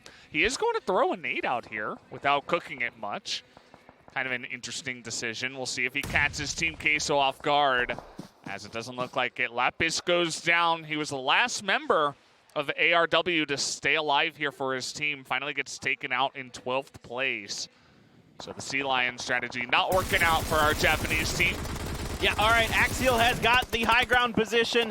He's got taken a bunch of blue damage. This circle starts to hurt. That is going to be Psy going down. A bunch of teams falling to this, including our Korean team, EGC falling. Bear desperately trying to get through, isn't able to do it. Circle goes to the northwest, and now Axial making a desperate run to try to get ahead of this circle, see if he can keep himself alive. Doesn't have too much further to go, so it looks like he is able to get in without being knocked. Pira has gotten out of this building, bopped out of there by Unique, and he is laying prone. And look at this, continuing to just rain destruction down is G9 and RRQ. Box Gaming is going to go out in 9th place. Look at 6 kills already for RRQ. This is unreal. They are absolutely just destroying everything in these lobbies these last 2 days. Unreal. I can't even describe how well they're playing. Well, it's kind of like a bulldozer, you know? They just roll on through and they just flatten everything in front of them, and that's exactly what's happening here, except it is PUBG Mobile, and no team can really stand up to them, and it's not even like they're playing passively. They're not playing overly aggressive, but anything that they run into, they are taking out, especially here on day number 2. Kisker, I don't know if he's moved. He did move. He moved to the other side. He went from he went from the east side to the west side of this mountain. But RQ's going to see him. He's got to be super careful now. He's going to have to try to back out. He is going to get caught and down. That is going to be Top Esports in 7th place. I'm not sure if they as well gained enough points to find the grand finals. I don't think so, but now let's turn our attention over to Elementrix. Poopa Man and the others. Oh, G9, you are doing such a good job. Poopa Man taking some damage there. He's got to be careful. Queso's going to open the door. They might try to pop some shots, and he's going to be able to get around the wall, potentially get the heal. Mystic might go down to the circle, just able to run ahead of it. Are you kidding me? He's going to just barely survive here. He's going to pick up that first aid. And, well, let's see if Ernie can do something here, just shooting down onto the members of Unique, as there are 4 members down there. One of them is going to get knocked. Make that 2 as RRQ. The bulldozing does not stop. Yeah, it's Kitsune left for Unique there and Old Boy, and there is just so much fire raining down from RRQ. A veritable thunderstorm from this team as they are just trying to get everybody they can. So many players out in the open getting caught by them, but Elementrix did find this compound early on and has successfully defended it and are continuing to find a nice spot inside of the circle. Finally, RRQ is going to have to move, and you can't just jump down. It's too far. And look at this. This is exactly what I'm talking about. D2E's got to go around further to the side. Now they're going to be pretty skilled. And yeah, Senior tried it. He risked it. It's just a bit too far. I'm not sure if D2E is going to be able to get that heal off. No, he is going to go down to the zone as well. G9 and Ernie are going to be the last two to survive from the mountaintop. And well, Ernie is going to go down here as well as Elementrix once again showing up here on this map of Sanhok. Going to take out another member in Ernie, but G9 going to strike back against Unique this time around. Old Boy going to be taken out.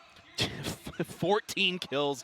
14 kills for RRQ Athena. Once again, this is definitely a 100+ point 4-game series for them. They're averaging over 25 points a game. Monstrous performance from them, but this one's going to be a little more difficult to pick up that chicken dinner. Kitsune still out in the blue, is going to be able to heal up. He's just trying to out heal, seeing if he can gain another placement out of this. He knows he's not going to be able to do much else. He's going to pop outside here, but he is pretty much dead to rights. There's nobody behind that rock. He's just trying to pre-fire, seeing if he can get something lucky, but nope, he is going to go down to the circle, and Unique goes out in 4th place. Yeah, down he will go right now. Elementrix in the best spot. It looks like it's 3 of their members, and then we got Maven, and we have G9. So pretty interesting spot here. Elementrix in the best position to pick up that chicken. As 4 kills total here for the Red Canids. They'd love to pick up 2nd place. I think that would bring them into the second part. And G9 is just going to get pummeled here by the rest of Elementrix. And that's exactly what Maven wanted to see. I love that play from Elementrix. Just get up and over that wall. They knew exactly where G9 is. Finish him off. Maxon gets one. Can he get another? Can he do it? No, it is going to be Elementrix who takes the final game for Group B. Nicely done, Maxon, actually able to pick up another kill for the Red Canids, but you got to admire Elementrix. This is a team that we did not expect to place extremely high, but once again, they're going to come up here towards the top, even getting the chicken dinner on this map of Sanhok, so really got to shout them out. Of course, it's easy to shout out RRQ, who had an amazing performance once again, but Elementrix, I'm really impressed by their play so far. Yeah, they look really strong. A team that we definitely consider to be on the bottom of Group B, to be honest. No disrespect to them, but they didn't qualify for the fall split grand finals or anything, so we haven't seen them in a while. 2 wins and 4 maps for them, Jason. Yeah, they didn't even make it out of India, unfortunately, the South Asia Regional Finals we did have. So it's great to see them be able to take that practice they're able to do within that time. You know, they didn't slack at all. They knew there were more tournaments coming up. And of course, with 2020 right around the corner, you need to prepare, you need to play well. And honestly, if you're Unique, you should be a little bit happy here too, considering you were able to place relatively high. They start off the day in 10th place. I don't know where they're going to be at just now, but this is a strong victory for them. They have smiles on their faces, so I'm assuming they feel like they were able to qualify off the back of that. Cloud9, again, I feel so bad for them, having some rough times. Pira left alone, trying to just survive, just trying to pull the Tropic Thunder and just hold on as long as he possibly could. But yeah, Top Esports is eliminated early. ETG made me look like a massive idiot. Yeah, jeez. You know? Not just me, I do have a text message from Mustache Dave saying Entity are going to qualify. He's a team to watch. Oh. But don't worry, multiple teams that he supported did really bad, so maybe he was the bad luck charm for them. He was telling me Cloud9, and I think they're going to get through to the grand finals. I think they're just going to be able to squeak through there, and we'll get all these points tallied up as soon as we can and get you guys those final results from Group B. And here you can see Go Skilla. This is Cloud9 coming through, absolutely bulldozing them. And here we go, another grenade from Ernie. This is what we see from RRQ. I already saw it once. I don't need to see it again. Come on, my boys from India. They've had enough. They've had enough beating down. Also, Red Canids.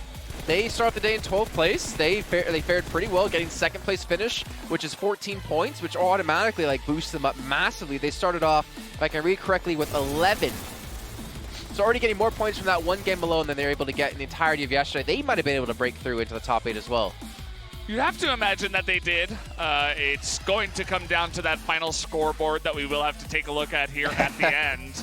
And this is kind of a funny moment. RRQ, if they didn't take 2 casualties, or rather 3 or 2 from the jumping and then 1 as they were desperately trying to make it into the circle, you could have even imagined them picking up another chicken dinner. I love the finish here by Max, and picks up that last kill. Yeah. Yes. Just to get that extra point. Knew he wasn't going to get the 1v3, but as you mentioned, Red Cannons after that, I think they should be making it into tomorrow. Imagine they qualify through in top 8 by 1 point.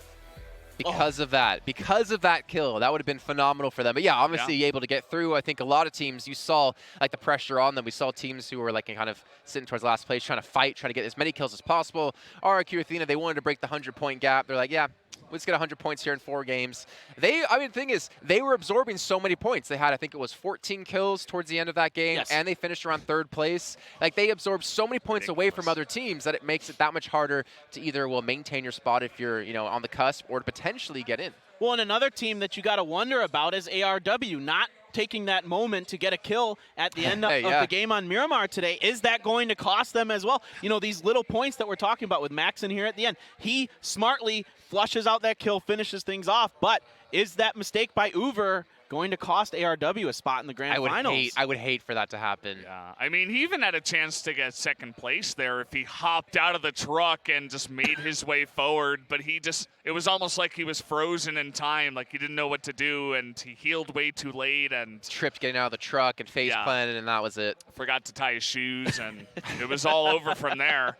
As it was kind of unfortunate to watch that happen, and as you were mentioning, Jason, it could be a difference of 1 or 2 points that makes the difference for some of these teams, as we will be getting that final tally for Group B here in just a sec. I do want to look really quickly because I have it written down in my notes of how the tiebreaker does go if we potentially have one, because it's very realistic that we possibly could, considering there's only 4 matches played. There's not many points accumulated for a lot of these teams. So if you give me 1 second, if you guys can talk here while I pull it up, that'd be fantastic. Right, I know you're not tired talking just yet. Some other teams that I think are definitely going to make it through. Team Queso should be all right. Nobody really, at the bottom of all of this accumulated enough points to make a difference, because this got so top heavy with RRQ Athena just miles above everybody else. I feel like Queso's pretty safely in.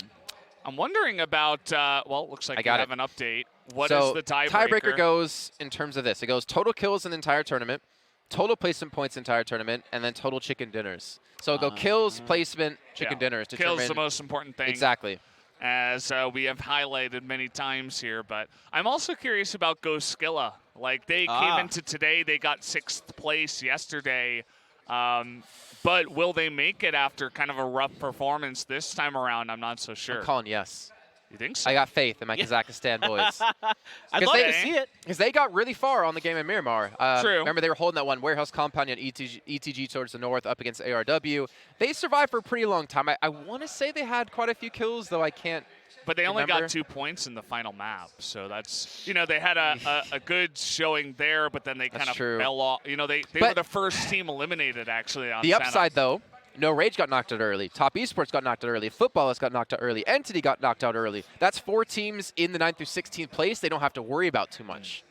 Yeah, it's going to come down to teams like ARW and a few others that were in the middle there. Like what the Red Cannons as well are going to be, be leapfrogging up a little bit more here. So were they pushed far enough out? It's going to be really, really tight there in the middle of that. So I feel bad for all the players just waiting to find out if they've been able to make it through or not. But I believe we do have our round ranking. Or not. I'm not sure. I don't know what we're doing right now. It's a beautiful stage. I think I heard we're heading to a break, if you can confirm that for me, and then we'll be coming back with the results. I believe that is what you said. So. It's hard. I was talking at the same time while trying to listen. It's very difficult for me to do. That's very difficult. Okay, well then, you know what? Let's just do it. Let's just assume we're going to a break, and when we come back, we're going to have our top 8 teams who have made it through. We're going to have our results, so don't go anywhere.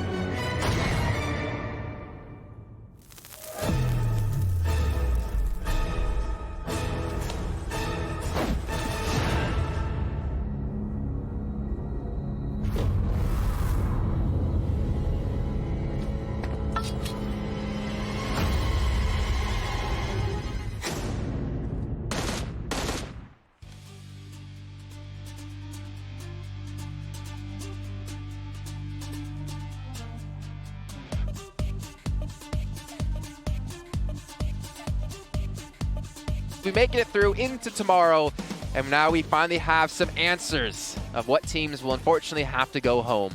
Hey, Jason, you were right about Go Skilla, actually. They did make it in. Let's go! I was a little bit skeptical about that choice, but they did barely make it in. And speaking about a 1-point difference, we did actually have it for 8th and 9th place. EGC Korea Black gonna make it in just barely over EVOS. Wait, so Look at that. if ARW survived into 2nd place instead of dying from not healing, Yeah. they might have been able to qualify. That's exactly what I was just looking at. I'm sorry to take that from you. Uber's, man, I don't know what exactly happened there. I'm going to maybe try to find him afterwards, pick his brain a bit. But that is a disappointing finish for them for sure. They had a pretty good shot to come through and 3 points short. You know, it's also an odd number here. Look at the 2nd place team. 2 chicken dinners. That's 40 points alone from placements, which means they had 16 kills only. And then you have RRQ Athena with only 1 chicken dinner. Actually, maybe not 16 kills only, because obviously placing in other parts, but that means they had really no kills the entire time.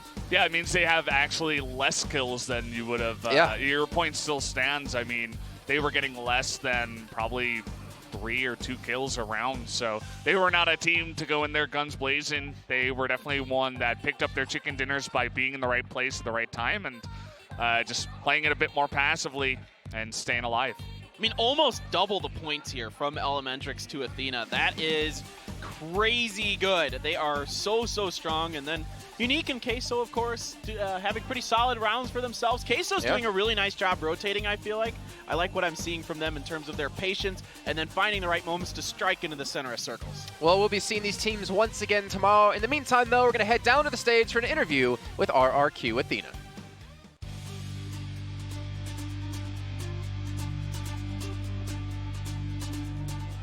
And ladies and gentlemen, we are here right now with the leading team of Group B with 103 points. Congratulations, you are still leading here in Group B. So the question is, how do you do it? What is your secret? เรากล้าเล่นกันครับแล้วก็เล่นกันเป็นทีมครับ And? I think it's teamwork. Great, amazing stuff. So now, question to every member of RRQ. What are your expectations for the finals? คาดหวังของพรุ่งนี้คืออะไรนะคะคาดหวังพรุ่งนี้คืออะไรคะ พรุ่งนี้เราก็จะเล่นเต็มที่ครับแล้วเราก็หวังว่าเราจะทำคะแนนได้ดีแล้วก็ออกมาเป็นที่ 1 ครับ I think we'll win the first place. All right, first place. Good attitude. What about you, sir? Expectations for the finals? ก็จะทำให้ดีครับจะทำให้เต็มที่ครับ We'll do our best and we'll get the best result. Doing their best. That's the attitude. We're not stopping here, because right now, with the big dog himself. So, finals, how do you feel? รู้สึกยัง ก็ ไงนะคะ คิดว่าจะเล่นให้เหมือนวันนี้ครับจะได้ชนะ If I do the same as today, we'll get the good result. Good results. All right. Sir, finals, what you gonna do about it? ก็เราจะทำให้เต็มที่ครับผมแล้วก็หวังว่าจะได้แชมป์ If we do our best, we'll win the pride. All right, so ladies and gentlemen, as you have seen it right now, leading in Group B, RRQ, of course, happening here in PUBG Mobile Star Challenge World Cup 2019, out of Riyadh to the entire world. We'll see what's gonna happen here with the fierce matches. We're not done yet. We're gonna head to Group A. Stay tuned right here out of Riyadh.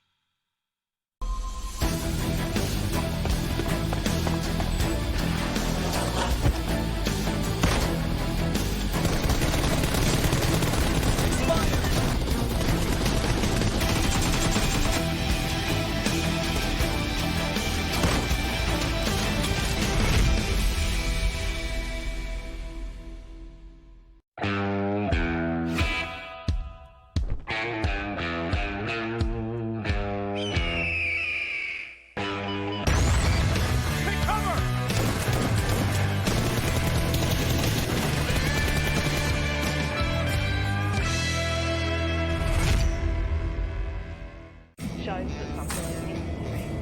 You must be at work at 9 a.m.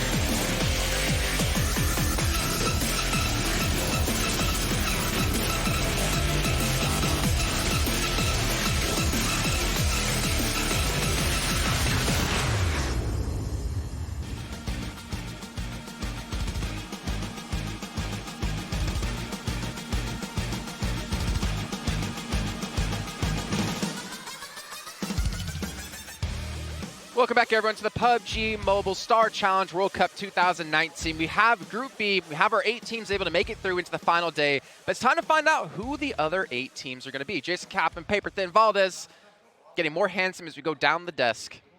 And also more sick, I guess, as we go down the desk. if I'm in the middle, that means I'm like in the middle of handsomeness. I'm okay with that. I'm totally fine with that. That's true. That's true. I think that's the message he was trying to portray.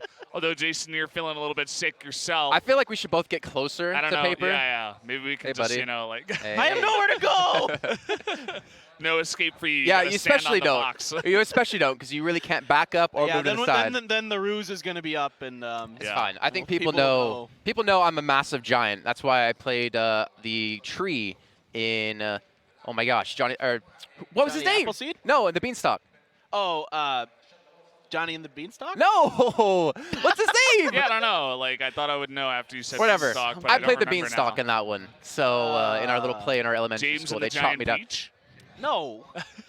Also a good movie, though. Grows on a tree. Johnny Appleseed? Well, let's take a look, though, in the meantime, over at what we're doing here. Let's take a look at the Group A standings to see currently where our teams do stand. Remember, it's only top 8 making through into the final day, into tomorrow.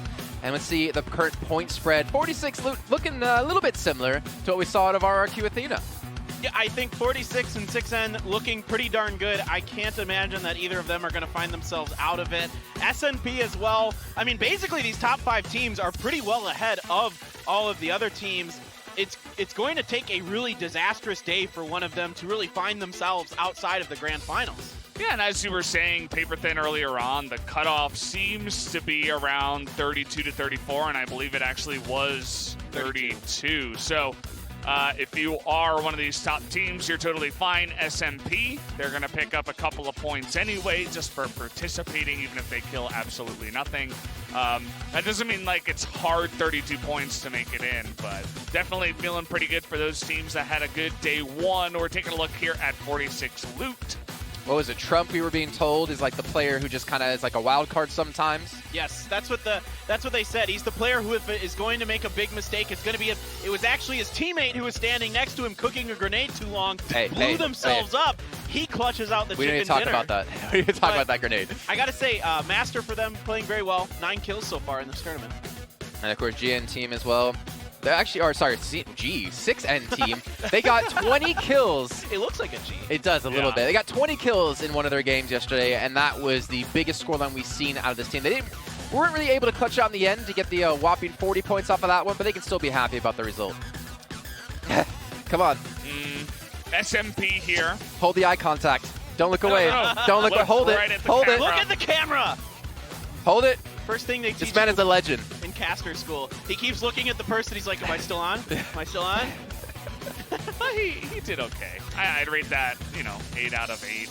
As we're taking a look here at the MENA Assassins, the Middle Eastern Assassins, you'd have to imagine Syed yesterday had a pretty massive day, especially in the first map we did see. Really was the first person to make a big impact on us casters. So we'll see if he can keep it up here. He had a 1v2 with a down teammate next to him that would have ended the game if he died. Then he almost had a 1v3. He was able to get 2 down, but unfortunately couldn't take down the 3rd. That man's really stepped up for the team, helped get them into the position they're currently in, trying to make it through. The thing is, like, this road does not get easier for any of these teams once you do make it into the top 8. Because now you're playing against international teams. You're playing against teams who have been at the PMCO Global Finals. Teams that have been, obviously playing against their opponents for such a long time that they're going to have to really adapt when it comes to that final day. Yeah, I think there were a couple teams that I thought looked like they really could compete on those stages, especially 46 Loot and 6N, of course. Good rotations, good aggressiveness, knowing the right times to be aggressive and when not to be. Disciplined play overall is what ends up winning the day. This is what I think RRQ Athena does really well. They're disciplined. You can't really say they're aggressive or defensive. They just take the moments to be aggressive when they need to, and they know when they need to be defensive. Yeah, so we're taking a good look here at 46 Loot. Obviously, I don't think they have that kind of resume, the same thing as RRQ Athena, where we can say they're going to dominate here on day number 2, but they did a great job to get to where they are for now, as it looks like we're almost ready to hop into this game. So ladies and gentlemen, let's get into our penultimate game of the day, our penultimate game of the group. It's going to be on Miramar, and of course it's going to be brought to you by Paper Thin and Valdez. All right. Round 3, Miramar. The plane is up and over. Another not so generous plane path here today. We've been seeing some kind of dicey ones here, Valdez, where we're starting out very north this time and cruising over to Junkyard. So for Group B, they saw a southerly plane path. For Group A, it is going to be a northerly one, and right away the MEA Assassins getting out early. Looks like they might be thinking about El Pozo or something further south, depending on exactly what they feel comfortable with here. We'll find out in just a little bit as the other teams starting to parachute out. Of course, if you want to go to something like Los Leones, Chumacera, that kind of thing, going to be a little bit more difficult here. So we might see another, we saw an early splatter. Group B, maybe we'll see that here with the run over. Yeah, the fun part about this Group A, the MENA teams, is that they overall are a bit more aggressive. They're not scared to get in there and take the fights early on. So I like watching this group, honestly, a little bit more than the other one, just because we get the action earlier and faster. And yeah, we'll have to wait and see who is going to bring us that action to start us off here, as all eyes for now from our lovely observers are on to 46 Loot as they're heading down south. Well, I will say another part of the fun of this is the first circle will reveal itself. Centered over San Martin, so a little bit northern for our first one. Probably won't see too much action except for something like this, where you can see a couple teams there trying to contest a spot. I didn't quite catch who that was flying over each other, but I think one of the overall things that's also fun about this Group A is this is kind of their first chance to really experience, for a lot of these teams, big international events. You know, a few like Arab Madness and others have been around to some big international lands. But a lot of these teams, you know, haven't, so we're getting to see them for the first time really get to strut their stuff, see what they've got, and looks like Vendetta should be okay just grabbing this vehicle, and they aren't going to try to contest Picado. They just want to get out of Dodge. I was taking a look at their last member that they kind of left behind, but I think there was a second vehicle, if I'm not mistaken, as the action already starting here. 46 Loot taking a member down already. Oh boy, that's another one. That AK is so devastating. It is going to find at least 2 members of UI as the other 2. That Murado is very, very on fire. So they have to get out. There's only one left now. Another one down. Is this going to be UI out very early? Boo is so weak. Master is trying to come up and over. Can Boo keep himself safe? He does get found, and UI goes down early to 46. Oh, what a devastating start here for UI. I mean, that's not what they wanted to do. So many other teams were able to hop right into a vehicle and get on their merry way, but when you land right next to 46 Loot, you best believe that that's not going to happen as easily. So they go down really early, and they were in 9th place after the first day. So this is a big day for them. They cannot afford to have that kind of start. Yeah, you're exactly right, Valdez. Devastating start. One of the 2 teams that made it through the qualifiers for this event from the MENA region. So that is definitely not how they want to get things going here. Divine, we just showed them a little bit. I want to talk about that team just briefly, and it's not good. 0 kills, no placement points other than 1 point. So they never got into that, you know, into those top spots, into the top 10. And Divine is a large esports organization. They have many esports teams across the world, and they're a big name. There's a lot, you know, kind of at stake for them to live up to that, and so far it hasn't been good. Yeah, it's definitely unfortunate for them the first day. They're going to try to sweep that one under the rug, and we talked about this before. If you have a bad first day, you need to have a good second day, because there are only 4 matches that you are going to play. It's not as forgiving as some other longer tournaments that we do have here. As Ghost taking a look at him. He was glitching out there for just a second, but he's looting on up. Was able to pick up that M16 for now. All right, well, we're just going to be kind of taking things a little slow. Nemesis came into this in the 11th place. They are our other team that qualified. Them and UI were the 2 qualifiers through to make it into here in their regional. And they're a UAE team, and they're looking to see if they can pick it up here today. Potentially, nobody's really out of it at this point, because it got so top heavy in this group that everybody from, you know, basically, what is that, 6th to even like 15th, you're within 12 points. Yeah. So, I mean, like, that's nothing. That's a 2nd place.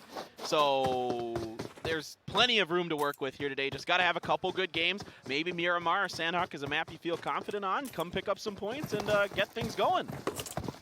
Absolutely. We already saw that in our first half of the day, that some of the teams that didn't have a great day were able to come into the second day and do much better. Even Entity Gaming, even though they didn't quite make it to the last day, they had a much better day number 2, as that circle slowly closing in there. A very forgiving one there, kind of smack dab in the middle. Nothing but land in this circle, no water. So this is a pretty forgiving one early on. You know, things really shouldn't pick up too much unless we see a little bit of what we saw yesterday with some of these teams getting really aggressive towards center circle, around circle 3 or so. That's a pretty common time to want to make an early move. And we saw, like, what was that, like 6 or 7 teams bust for that lighthouse after that circle stayed kind of halfway between Sosnovka Island and the other one. So that was pretty interesting. And 46 was one of those teams. They end up coming out on top of all of it. Taking a look here at Good Game, they spot a vehicle. It's only Syed, but he is going to go on his merry way. He's kind of the scout right now for the Mi Assassins. Just rolling around. There's also BAM nearby. Looks like they're just in transition past Monte Nuevo. Not really looking for any fights just yet. Taking it slow. You know, Good Game, they tried something a little goofy where they got in a boat early on where we kind of had that 50-50 circle yesterday, and it didn't quite pay off for them in the first game. But the second game, you know, they got a second place finish, 3 kills, so if they can find a way in the late game, they can do all right. It was just a sole surviving member there on Vikendi. A good job by, I believe it was Zekos, from them to really buy a lot of time for his teammate. I think it was Menchar who came through and ended up squeaking out that second place for them. A team from Iraq, our only team from Iraq here. So trying to get Iraq into those grand finals, one of those top 8 spots. They are 7th going into today. And maybe they can find a little bit of success here. Ooh, that's a stun grenade bouncing outside of there by Vendetta. So 6N, let's see if they're going to try to go for Moha here. Moha's going to throw a grenade up and over, but Oped was out. And now he's got that Molotov rocking. And Dami and the other members of 6N are looking to see if they can add to their impressive kill scores. Yeah, notice how they're just waiting on this one. It looks like they have correctly identified that there really isn't much help just yet from the side of VT, but we do have Graves slowly making his way in. Let's see exactly how aggressive they do want to get. Moha trying to make his way out, but he is going to be knocked down and nearly taken out here. But actually, Oped from behind Grave is able to get here on time and help out in the kill. Yeah, a good attempt here by Grave. He is going to be able to buy Moha a little bit of survival time. A smoke is coming through. The problem with that is that maybe if 6N tries to flank around the sides, they might be able to catch Grave here. You can see Lord is drinking an energy drink. He should be pretty well aware that this res is going to be attempted by them. And there's that grenade that is going to do a bunch of damage. Molten rolls up here on a truck. He's trying to come in to help this out, but that's a really nice grenade there that is going to find a member of Vendetta and finish off another. Oh boy, what a disaster here for VT. He just rolls on up in the car and falls out of the car and dies. And the rest of them get grenaded, and Moha's like, or not Moha, Karam is like, I'm out of here, guys. Sorry, like, I don't want to be part of this disaster. Get me into the circle, as that was not a good look for Vendetta. No, it was a good attempt, but it's too late. They've got to be a little more aggressive on those rotations if they want to back up their teammate. If they decide they're going to take the fight, they've just got to commit to it and go for it. And they're one of those teams that needs those points. They were in 10th place, and now it's looking not so good to start out here on day 2. Taking a look at Marley up against Limbo here. And both of these players taking it very slowly. Some shots going to be fired, giving away his position. Just kind of going for the Hail Mary shot there, but now Limbo knows exactly where he should be. Can potentially line this one up.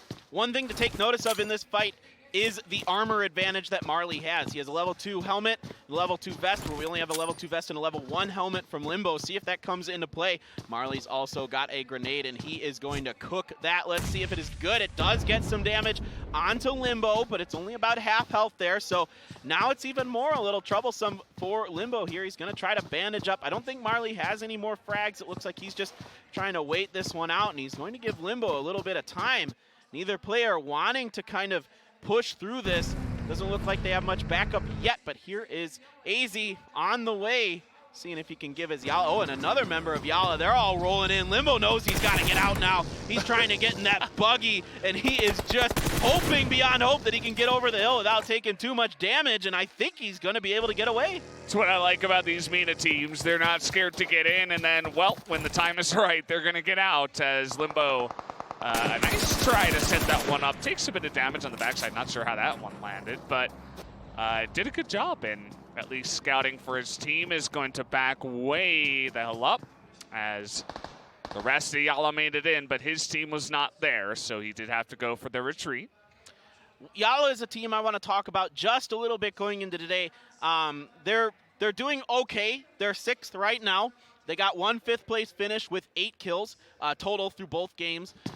They're kind of an important team here because they used to be called the Real Deal. So if you're a MENA fan, you would know them as the Real Deal. They got picked up by Yalla, which is a huge company here, so that's a big sponsorship for them. So they really, really want to try to find a way into those grand finals, try to show that they were worth that sponsorship. Yeah, it's definitely a pretty cool thing to see, you know, some of these big teams in all the different regions being picked up and given that sponsorship so they can continue to pursue their dream of being a pro gamer here as we have more eyes onto 6N. Not the happiest team as they did lose one of their members, but at least they were able to pick up a bunch of kills on the backside of that fight against Vendetta. So not the worst situation in the world. Take another look at 46 Loot. That's a team that racked up a total of 19 kills in 2 rounds, and already starting off here before that second circle closes, they have 4 to start and are looking to continue their reign as first place in the group. Yeah, and they've got a bunch of vehicles, which is really, really nice, really crucial to have on Miramar. Looks like we might have had a bit of an accident over here with Warrior from FP team, and that's okay. He doesn't have any health, though. Whoa, somebody's going to have to lend him some because he's pretty beat up. That's pretty unusual to be this far into the game without any first aid kits or any bandages. That shows that the loot was just really not great for them. Maybe taking that one a little bit slower as the circle closing in around San Martin and Power Grid here. The Middle East Assassins going to be pretty happy about this one as they do control the Power Grid currently with a crate nearby, so not half bad. So what's going to be a little bit interesting here is if the Middle East Assassins can control this entire compound. It is large, covers a lot of space. There's a couple different angles, especially from the south, that are kind of easy to bust into there. So a lot of times you'll see teams just kind of retreat to the north into Power Grid, and oh boy, another vehicle accident. We need to get some driver's licenses handed out to our players. They have not qualified for them yet, apparently, and oh no, and 46 has found the side of this accident, getting some damage into Kevin. There is Master, and look at this. Who is that coming up over there? The green team, MBZ, is also just passing by. Yalla might get sandwiched here between a couple teams. If MBZ wants to stop and fight, it doesn't look like they do, though. MBZ were just passing by. Not necessarily the Good Samaritans here, just a bystander that said they didn't want anything to do with it. They are looking for the prime real estate here when it does come to Miramar, and that is going to be the center of this circle currently. We do have Limbo up here, though, from FP team. That's another team that struggled a lot in day number 1, a total of 6 points. But as you mentioned, Clinton, anything can happen if these teams do have a big day today. But with so many teams rolling up to this mountain, who is going to be the king of the hill is the real question. Yeah, there's a bit of room to maneuver on the side of this hill. There's quite a bit of like crevices and other things that you can work with. On the bottom side of the hill, there's actually a bit of cover from the top side, so you can kind of nestle yourself up on the bottom side of this if you know the right spots and stay relatively safe from the teams that are going to get up on top. Of course, you prefer to be up on top. The real problem with being up on top is if this circle shifts towards Power Grid, there's basically nothing but like flat space from you to do the Power Grid. Well, Arab Madness B52 trying to drop some bombs here from the top of this mountain. And it looks like there are a couple of mountainous terrains here So many different teams have been able to get some nice covers so far. This next circle, I think, is going to be the most crucial and should see a lot of movement from the majority of the teams here, as even MBZ Falcons found a little nook here on this mountain. Yeah, MBZ, they looked like they were thinking about a 2-2 split, but they wrapped around, regrouped, and decided to kind of fight as a unit. Divine is up on their backside. Let's see if Divine can find themselves at least one kill here today. KWT took a little bit of damage, did Outlaw there. Watch out, that bike sliding down the hill too. And KWT, another team that had a lot of expectations coming to this, our Kuwaiti team, and they have not performed so far. They were definitely one of the favorites from the MENA region, and the first 2 games were not very good for them. This could be a really good grenade from Naya. Ooh, it's just gonna bounce up. Not quite far enough. Yeah, it can be rough to get that perfect bounce, and, well, you don't exactly want to jump up and reveal yourself into 4 members either. So you got to be careful about how you do throw these grenades. Boss going to take his own chance at throwing one up there. Ooh, that one could be good. It bounces just up and over. Oh, that one was really close. Problem here for 46 is they just used a lot of utility in this fight. Now, that being said, 46 again, kind of in the, you know, RRQ Athena situation where they could have come in here, not really done anything and still qualified for the grand final. So you know what? Yeah. It's okay. Might as well try to get those grenades to go. Some grenades falling on DV as we speak. MBZ Hunter doing a good job using that high ground prone advantage, looking over, seeing what he can find and looking for an angle to get some grenades in for himself. Many different teams trying to find that perfect ridge on the mountain. As S&T, we haven't seen too much of them. Looks like they've had a mostly passive game. They're trying to drive on into the middle of this circle, at least try to get some high ground on the mountain and potentially shell down onto good game. But let's see exactly where they do want to finish up here. Well, this is an interesting circle. It did shift east, so we've got this mountain ridge. We got the Paddle Mountain and all this. Whoa, somebody's trying to drive through. He's just going to get torn out of that vehicle by GG. And look at this. Azab even has a shotgun in his hand. Now, FP, was that a grenade there onto Vitamin? No, just a smoke it looks like. So he is going to be okay. There are the MEA Assassins looking over towards SNT. SNT having an okay day on the benefit of a passive chicken dinner on Vikendi. So let's see if they can take a fight and win it against a more aggressive, I would say, team here. Maybe a better fighting team, but that could just be because Syed was a one-man wrecking crew yesterday. Yeah, I would have to give the favor over to ME Assassins for now. But, you know, we haven't seen too much from S&T, as you were mentioning. They are a bit more of a passive team, so maybe they can come out here and surprise us. This is the highlight firefight for now. As all the grenades being thrown out, let's see who is going to get that first frag.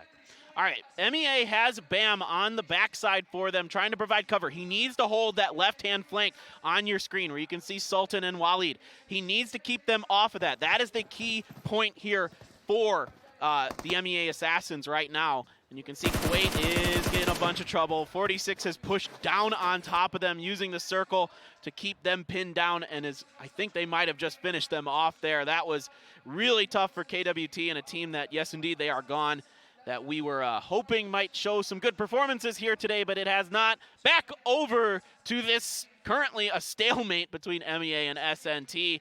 Zagurt up there, you got Waleed on the right-hand flank, and again, Bam in the back for MEA, doing a good job, really keeping SNT from being able to come around and get that flank that they oh so desperately want.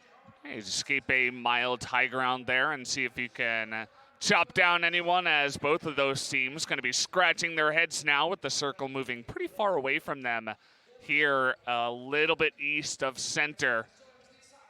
And so if they are going to go for a firefight, it has to happen sometime soon. There's not much time as MEA are pushing up the hill. Yeah, they got to make this work right now. How good is SNT's defense versus MEA? Now, SNT has backed themselves into a bit of a corner, and they are going to send Zagurt out ahead to try to get some scouting, see if there's a clear path for them to get out of this kind of bad situation. As MEA, I'm not sure if MEA has many grenades or anything left. There is a Molotov that comes up and over.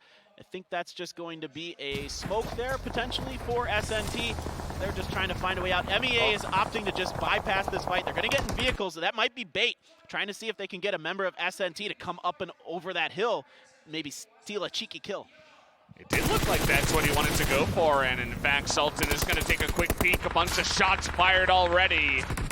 As Kaito also on the move here, they decide, hey, we're not going to get stuck. The circle is moving. We got to get on our way. All right, over to GG. Never mind. Here we go. 46 does have one down. A battle with Nemesis. Nemesis really desperately needing to win this fight, but they have one member down. Fragger is very, very hurt. He's supposed to be their top player. He is going to back off just a little bit, able to get behind that Bronco, and it looks like 46 Gaming does go down. Great play there by Nemesis. Some huge points for them. That is pretty massive. Nemesis need all the points they can get in 11th place from yesterday, and they take out a big team ahead of them in the moment as well. So they're going to be the top team taken out here. 6N still alive, as we do see here on the left here for our current standings, as good game also going to be taken down here. All right, Yalla wants to get some kills. They're going to finish off SNP. A nice job there by AZ. That is some huge, huge points for them. They were one of the bubble teams, and that is going to be a couple more kills their way, continuing their march towards the grand finals. Now it could be them going up against MBZ. Never mind, there's somebody else dead now. A couple members of MBZ up on top of the hill. You got Masha Kill up there, along with Hunter, the two surviving members, and Yalla looking to get aggressive and see if they can get a few more points. Well, this the side of the hill is quite scary for a lot of these teams, not because they're scared of heights, but how are you going to make your way into the circle? You've got to go up here into a couple of teams potentially, as we're taking a look now at Yalla versus MBZ. Peeking over, and well, that's a nice little circle for everybody who's on top of this mountain. Wow, everybody up on the mountain doesn't have to move. It's all these teams on the northwest are going to have to duke it out, and maybe one or two will come through. But look at this. They've all found mini canyons for themselves to work with. SNT has 2 members left. MEA, they've got a couple. You got, oh, there's a couple members knocked there, 4v8. So they're trying to get some reses off. They do have just a bit of time, only about 20 more seconds, but Marley gets taken down by the Arab Madness team from distance. And they are trying to get on the backside of this hill. Let's see if we can get something going. V8, as you can see, not in the best position here, trying to use those smokes to their advantage. It looks like only a couple of guys left available, and Guns going to be taken out immediately by one of the members here of Arab Madness. Yeah, Arab Madness has a decent little position for themselves. They're the closest to this next circle that isn't already in it, so they can try and keep these teams that are wanting to rotate on the western side of this out. Look at this, Zero is really trying. Good underhand throw right on top of Hunter, but I think it's the fire is just missing him. I almost looked like Hunter was laughing a little bit there with his drink animation, but that is just shy. I thought that was going to be right on top of him, but just a bit too far. Quiet from Arab Madness. I think Aziz falls somehow. I think he got out of his vehicle too soon there. He's going to get himself knocked. And Wyatt's just trying to put some shots into that vehicle, make sure no one else is able to use it potentially. Yalla should be looking over towards Arab Madness. Absolutely. He's got to be careful though. 3 members of them, if they decide to turn and put some fire into them, it could be trouble. But this smoke wall, very nice here for Arab Madness. Doing a good job building a bridge so they can get behind the mountain. That was pretty much the only way. These teams that were not on the mountain were going to make it in, and Arab Madness putting on a little show here. You would not like to make it this far and then get eliminated in 8th place. So props to them. We'll see how they can scale this mountain from the side. As even Kevin from the right side here looking to take some shots is going to be able to knock Quiet from the right. The Molotov is just outside of the range of Quiet there, so for now, Quiet is okay. We'll see if Arab Madness can get to him. Kevin, the other members of Yalla, he's just by himself out there. The other 2 are kind of more in the southern part of the circle, still kind of duking it out with MBZ. Here you have 6N. You got Limbo stuck in limbo up in the middle of the mountain there, trying to see if he can fend off some of his opponents, and yeah, there you go. We've got MBZ just hanging out. Hunter's just waiting. He doesn't want to move. He's got a safe spot for now. I love his position. Let's see if he can get lucky on this one because there's not much room for him if he wants to make a move. Oh, he's in the next circle. Wow. That is Fantastic news if you're an MBZ fan. Hunter, very, very happy with that. There could be some teams that kind of come along the ridge from the east that might have some angles on him, so he's got to be a little bit careful. But for now, safe and sound. Yalla, he's got to get Kevin back now. He's outside of the circle. Can he cross up and over in front of the Arab Madness team? Get to that spot. It's going to be very, very difficult. I didn't quite catch if he had any smokes there or not. Ooh, nice shooting there by Kevin. Is going to get the knock onto Molotov. He's going to start first aiding here. The circle is going to be closing very, very shortly. That is an excellent play by him to buy him some time. Smoke is down, coming around over to 6ND. They are looking, seeing nothing. We're over at Divine.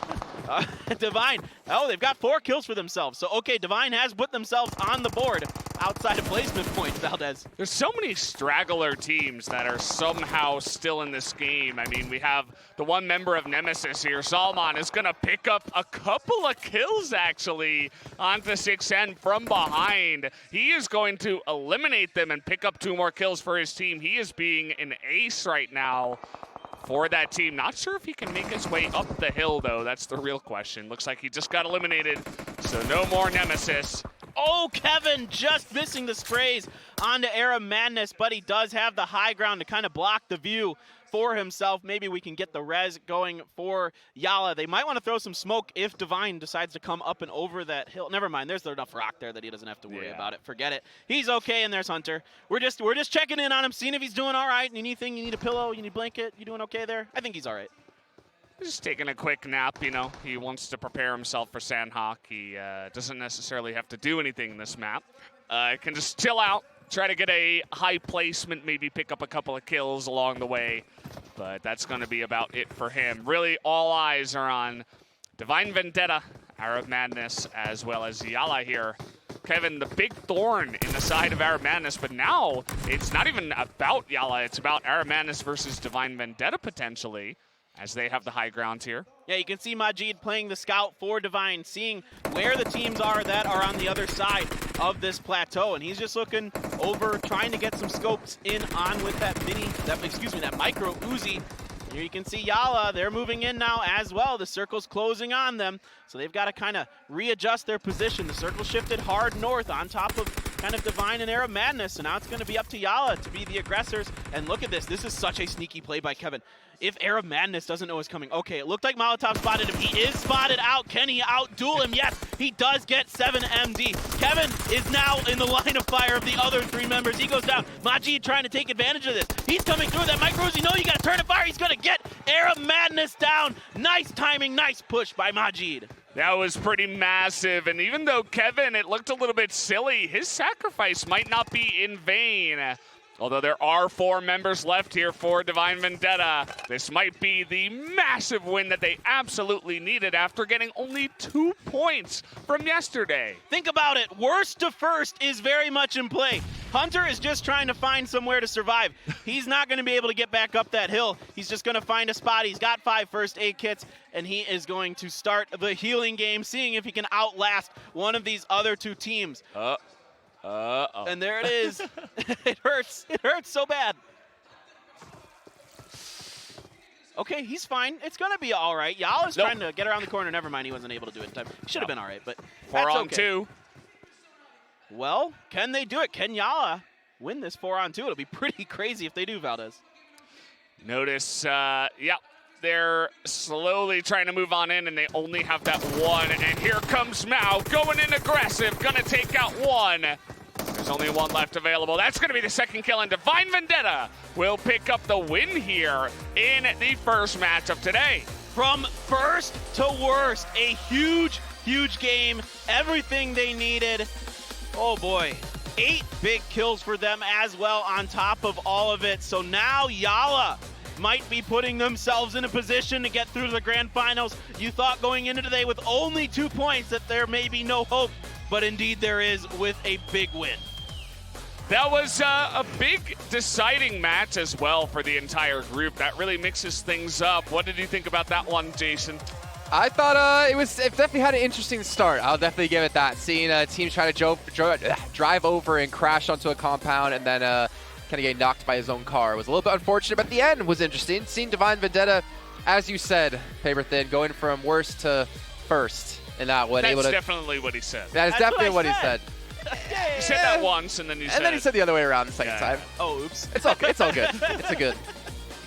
But either way, I mean, seeing them be able to pull it off, right? I feel like, I think I wrote down, yeah, around the, I think it was around like 5th or 6th zone, we had 4 out of the top 5 teams out early. And that really kind of shows anything can happen in this group. Again, like a lot of these teams, it's unexpected. It's really hard to predict how they'll really be able to perform. There's obviously a couple teams out there you're looking at, like SNT, 46 Loot after yesterday. But then to see like these teams be knocked out so early, 46 Loot, like fair to them, they don't need to win. They don't need to get far in the match. They can like literally just die first and chill the rest of the games today because they're already so far ahead that they should have a lockdown position into tomorrow. But thing is, like the cutoff at the moment for 5th place is like 27 points. For the 8th place position, it's around like 13, or it's around 17, I should say. Sorry. So if you're one of these top 5 teams who got knocked early, if you're not 46 Loot, you might have to start to, you know, rethink some things. You can't really afford to do that too many times, especially if you have a team at the bottom of the scoreboard take home a chicken dinner. Yeah, exactly. That really puts a lot of pressure on you if you're one of the kind of, you know, maybe 6th to 4th place teams, 6th to 3rd place teams. All of a sudden, this other team went from 2 to, let's see, 20 plus they got 7 kills, so that's 27. So they've got, you know, 29 points. 29 points. That puts you right up in that, you know. You would be in 4th place right now if nothing else changed. Right. Like, that's how big of a match it was for them. Yeah, and that's huge, and you got to find a way to readjust. I wonder if some of yesterday, you know, you never know with the nerves and that kind of thing. Some of these teams like Divine, who came in here and there was big expectations on them. Now today they've kind of worked it out of their system. Big expectations, and they've even got some fans in here as we are taking a look here at the round ranking. Divine Vendetta. After this match, you guys are seeing the numbers from just this one. They picked up 28 points. Yalla, pretty close behind them, though, with 22. You see Nemesis in there having a big game as well. They didn't fare too well yesterday, finishing around the 11th place position. But now we're going to see Yalla's been able to go up to 3rd place. We have Emmy Assassins kind of falling a little bit there. But Divine Vendetta, even though they were in last place, they're able to make through into the top 8. Now, all they have to do is like maintain this position one more match. They're ahead by 6 points to Nemesis, who's currently in 9th place. If they, you know, get, what, you know, a couple points here or there, they should be able to lock down that position or maybe overtake someone else because they're only, what, 3 points behind 4th place? It's such a strong cluster of teams right now in that contention for top 8. Yeah, 4th to 8th is 3 points. That is absolutely crazy. All of those teams need to have an okay game, and they should be all right. But then if a team like Nemesis or Good Game or the Falcons have a really nice, you know, a nice round, they could find themselves out of it, and it's going to be a really exciting Sanhok match because of that. Well, we obviously got to hear yesterday, if you missed out, on a couple of teams and their thoughts coming into the tournament. Before we do get ready for our last match of the group, we're going to hear once again from some other teams on what they thought coming into today.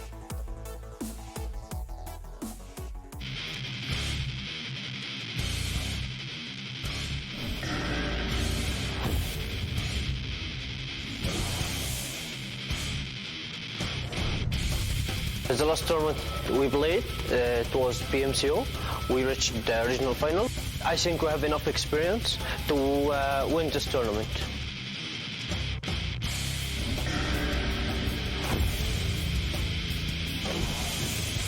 اللي يميزنا انه احنا نقدر نسيطر على اي بوش بيصير لنا وبنقدر يعني نسوي ستريس للي قدامنا وعلى كل احنا ما جينا هون عشان ناخذ مركز ثاني او ثالث احنا هون بس عشان الاول.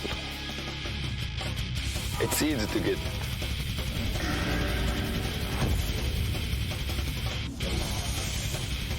My team is Nemesis. The word means that there is angry. My advantage in the teams, we play smart. We play the zone and we don't rush. This time in such challenge, we're gonna get the 1st place.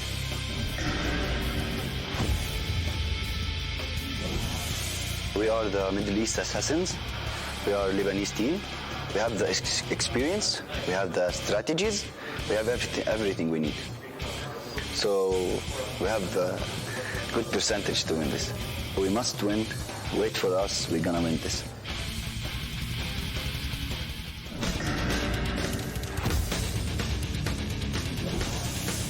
بإذن الله إن شاء الله احنا مو خايفين من أي فريق. بإذن الله راح نأدي أداء كويس. بإذن الله راح نفوز.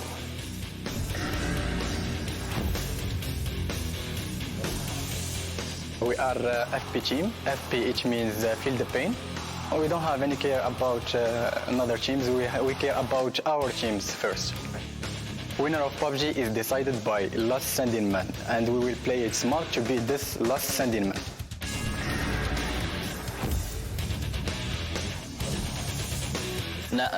احنا بنحب نهجم، احنا ما بنخافش من اي حد.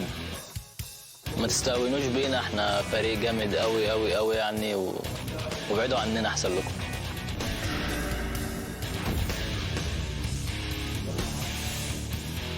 We are MBZ Falcons and we are representing UAE. Our team strength is defense, so other teams there better not to push on us. Last standing winner is MBZ Falcons.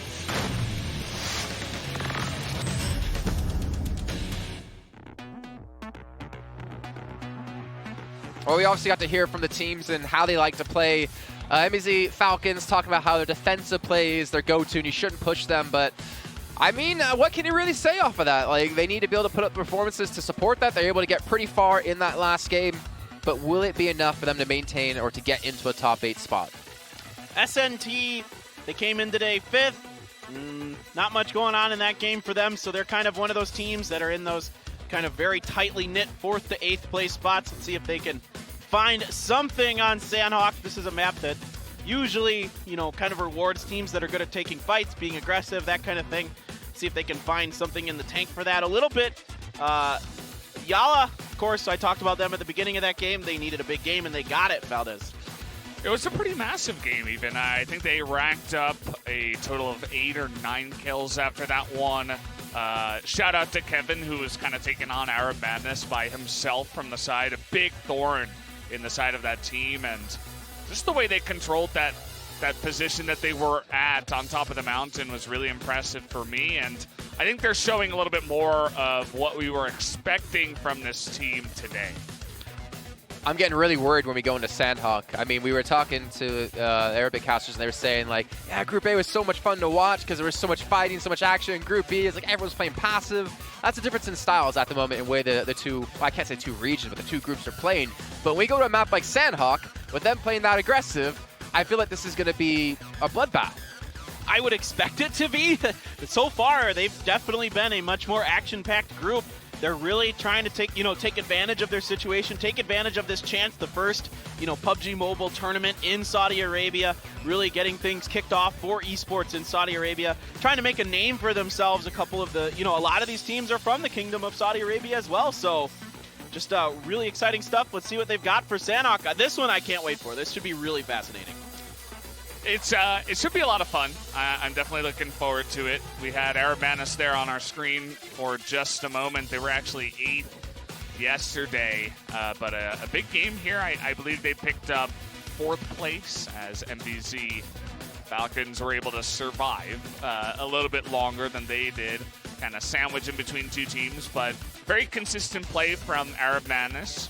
Like to call them out for now, as all the teams now well, we're getting a little bit of celebrations from some of the players out here trying to get the fans going. I wonder if they know their current ranking, because yeah, they're in 8th place right now, but if they get knocked out like 16th, 15th, 14th, 13th, 12th, 11, I'll stop there, then that's 1 point, right? And they still technically could not make it top 8. I respect the morale within the team, and I hope they can carry that momentum into the next match. But then we have to wonder, as we talked about with Group B, if you're one of those teams outside the top 8, do you hot drop? I feel like there's a certain limit to it. I feel like if you're in contention of 4 to maybe 8 points, going for something extra aggressive might not work out for you. But if you're on the team, currently at the bottom, like we had Divine Vendetta, only 2 points, like you have to go for something like that. Yeah, at this point, you've got to get aggressive. You've got to get kills. If you're that far down outside of that top 8 spot, I mean, the closest team to them was 6 points away. Those teams that are in, that have like 20 points or so, probably don't need to get aggressive yet. They could probably play their game, try to get the chicken dinner. Everybody else on the bottom there really needs to find a lot of points because it's a chicken dinner or nothing. And, yeah, I mean, we only have 1 map left. That's what happens when we get into this kind of format where there's only 4 maps to decide your fate. It comes down to this, all or nothing for a lot of these teams. And we're just taking a moment to get everybody ready and into the lobby. You're supposed to break those glow sticks. Wait, are they lit? Oh, they are lit. Okay, it's just super like the screen's I think like one super of them's dark. not Very lit. lit. I wish we had some. I wanted to put them in the pockets, you know, like kind of like guy. I don't know. I have some pockets somewhere. They should give us some Eventually. guns. You know what they said to us? Wait, what? What? I mean, no, we need the helmets. Oh, the helmets would be the biggest thing. I do wish we had the helmets. I do wish that would be They're a little pretty sweet. uncomfortable with the headphones on, though. Yeah, I mean, we wouldn't wear it at all times. We'd probably just hold it like right here, something like that, maybe. Then my arm's going to get sore. Well, I'm you don't a hold it the very whole needy time. caster, Jason. You don't hold it the whole time. You know, eventually, like when you're casting on camera, you just like, I want to put it here. Ah, okay. Someone walks away and steals with it. I wanted one of those glow sticks. Maybe we'll get some. You know, actually, we were told we can take these vests home with us. Yep. Really? Yeah, we were told that we can.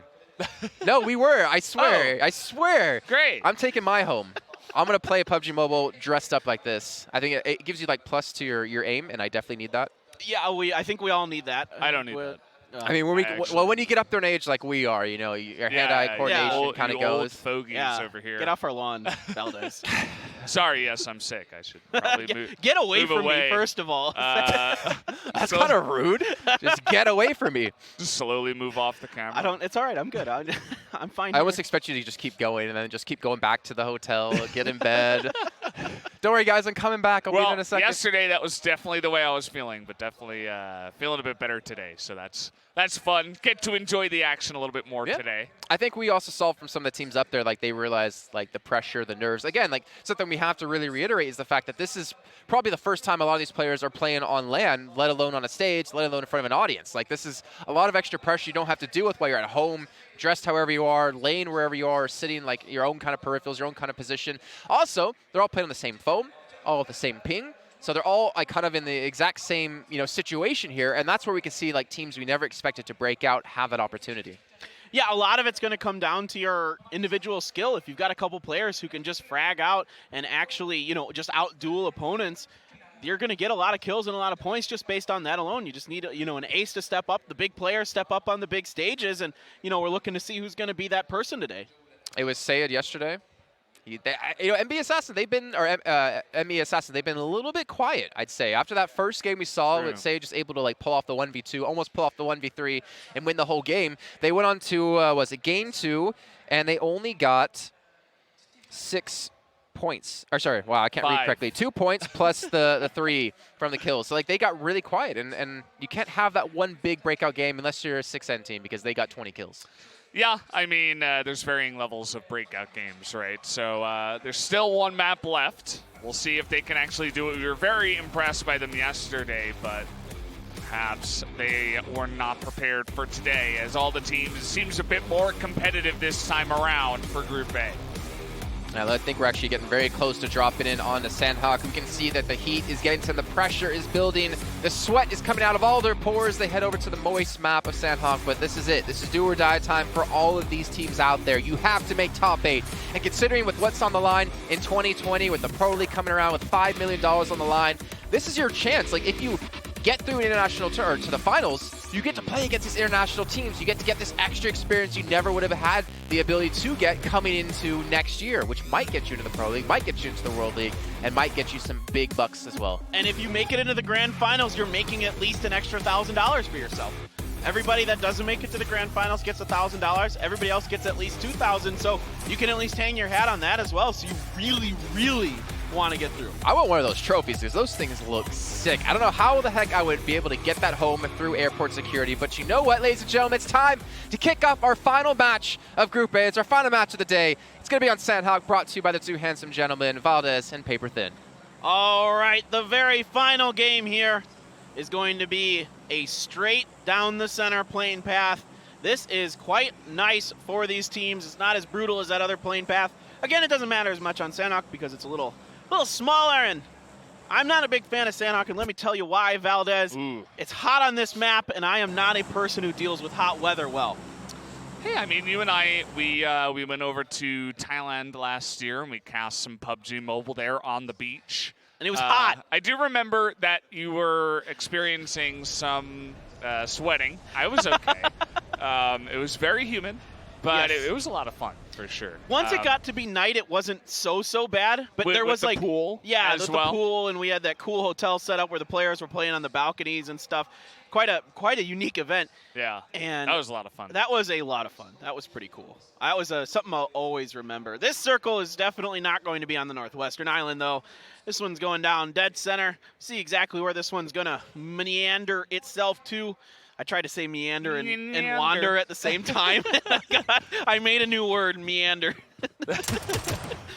Well, we already have some action here. Sultan taking a bunch of damage already. Yeah, so this is the fight over. Wow. Oh my gosh, this is SNT versus SNP. Maybe we could, this is over in Camp Bravo, by the way. This isn't even boot camp that two teams are fighting over, so maybe we can go with P&T versus each other here, as it's very hard to keep the two of them separated in a way with SN at the beginning of both of them. And we already had one knock. Citizen will find himself being revived behind the box. Should be A-okay, it looks like. Doesn't look like anybody has an angle on him right now. And there's Zagurt, that QBZ, just looking, seeing if he can see anybody, kind of trying to pop their head up, trying to see if they can get on top of one of the roofs, looking for an angle onto his teammates. Yeah, just in case you guys were wondering, Zagurt has named the 8 there as the second symbol. We were told by the Arabic casters that that's what it stands for, the G. So that's why we are pronouncing it that way as SNT. They don't want to have any more fights here. They're actually looking to run away for now, but Sultan going to get some cover here. Yeah, could be a wise move. If you're the first one to get out, you are the one who is able to set up the blockade, as the circle most likely will shift away from this location. So I think this is, if you've got good enough loot, if you feel comfortable enough with your situation, absolutely you can move on out. And we'll see exactly what SNP wants to do in response to this situation. FP is also up on top of this. You can see their limbos on the top of this map, and we'll find out if they're going to butt heads here eventually, as we're just getting the blue starting to creep its way into things. Yeah, slowly but surely are making our way in. It was funny to listen to the interview here from MBZ Falcons in between the matches, where they said, we are the defensive team. We like to sit back and not shoot our bullets that much, and we saw a lot of that there in game number 3. Definitely living up to what they said in the interview, so got to hand it to them for that. Kuwait team, unfortunately, 3 bad matches, so not really going to have much of an opportunity. They basically need to get the chicken dinner in order to have any chance to make it into that final day, but they're going up against 6N and already taking a casualty. Yeah, one hell of opponent to be going up against our top fragging team going into today. And, ooh, Kamikaze might find the angle. He gets a bunch of damage there. Isn't able to get the knock, though, so now he might think about pushing out. Ooh, smart move here, getting down in the grass, trying to stay hidden, going over there towards Dai. Lord is trying to keep the angle clear here. I don't think they've seen Kamikaze yet. Dai is trying to look around the corner. You got to be real careful of your Kamikaze. The more movement you make, the more likely you are to be seen. So now he's just flanked out, seeing if he can find Dai. Dai didn't seem to have a first aid kit to use there, so for now, he might get caught out if another member of KWT can find the angle.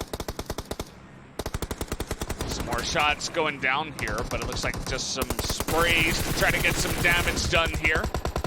Dai all the way into that camp, trying to do what he can. But Kamikaze, as you mentioned, really is just this forward position for scouting that is fantastic. And he can pop out at any time. Oh, this might be that time. He's going to get a bunch of damage into Dai. Gonna get the knock. Can he find another? He is taking some damage now. His location is revealed, but he is going to get found out. The members of 6N only fooled once. Oh, what a shot from Boss!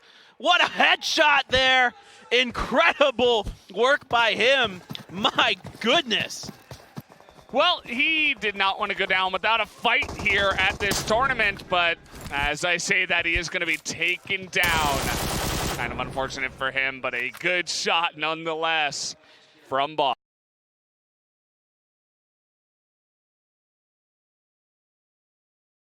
started to push across that road, and 6N was very ready for it. They're going to finish him off and make him pay the price. Surely Kamikaze will be the next victim. Outlaw trying to cook a grenade, seeing if he can make 6N pay for this. That grenade just goes in and helps take out his teammate, so he wasn't able to find a member of 6N, and at this point, KWT's day is all but done.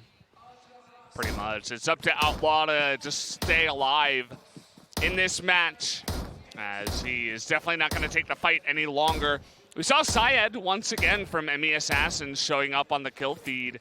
Would love to get a look over at him, as he's a name we've been saying multiple times. But for now, we're just going to take a look at 46 Loot up against SNT. SNT right from the get-go on this map have been finding the action, and it's not going to stop just yet. I lobbied to call Zert or something like that. The Arab casters were having none of it. Yeah, they were having none of it. They're like, nope, there's a G in there. And I'm like, all right, I'll do my best. That's yeah.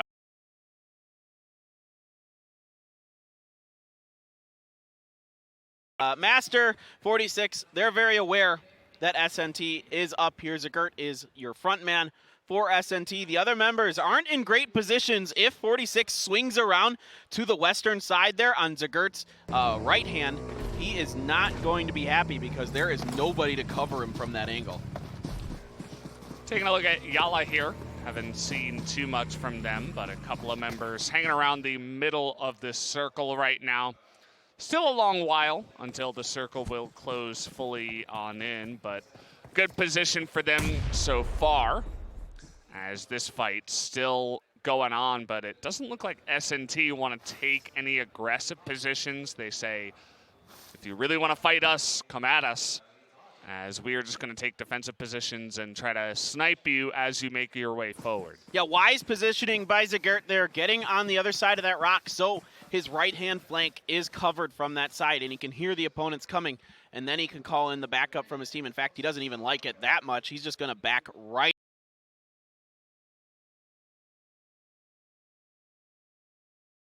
Look to outposition you, just kind of win through those methods. Now, Outlaw, oh boy, out of the fire, and 6N right on his heels. They are really, really wanting to finish this KWT team off. They don't want to see them in the finals. They know what they're capable of. Not real interested in seeing them there. This definitely has to feel bad for the Kuwait team, as no doubt the other three members that died early are just kind of sighing into the microphones, as Outlaw is the only one left available up against a very strong team. As FP once again, we thought we'd see some more aggressive plays, but I suppose it's still early on in this matchup. Yeah, we're still pretty early. There's a lot of land in this circle for Sanhok, so there isn't going to be much. There's a lot of compounds available, and nobody really needs to push too hard. Waiting for that second or third circle to really show itself to, you know, determine when and where teams want to make their moves.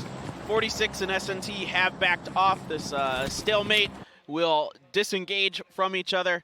And there is Nemesis. They've got themselves a nice little compound, pretty center circle just to the west of Quarry. MEA Assassins are up on the hill there. Divine is on the east of all of that. They're the three teams that are really mostly central now. Everybody else is kind of hanging around the edges or kind of mid-circle and trying to decide where they want to go, but most likely they're just waiting, seeing exactly where this one's going to end up. Yeah, I don't think any team is going to make any big moves here before the circle does close, so just a breather, a moment to take a little rest and take stock of what is going on in this one. 59 people still alive, 3 of them going down from the Kuwait team, so only 2 other members have gone down here, but all 16 squads still available. As circle is going to close in. And let's see, okay, we're going up north. That's where the majority of the teams are going to be, though. Yeah, most teams aren't going to have to move too much. Maybe somebody like the MEA Assassins will think about taking that compound that's just to their north or something like that. Trying to center up just a little bit more, kind of roll the odds, try to get things more in your favor there.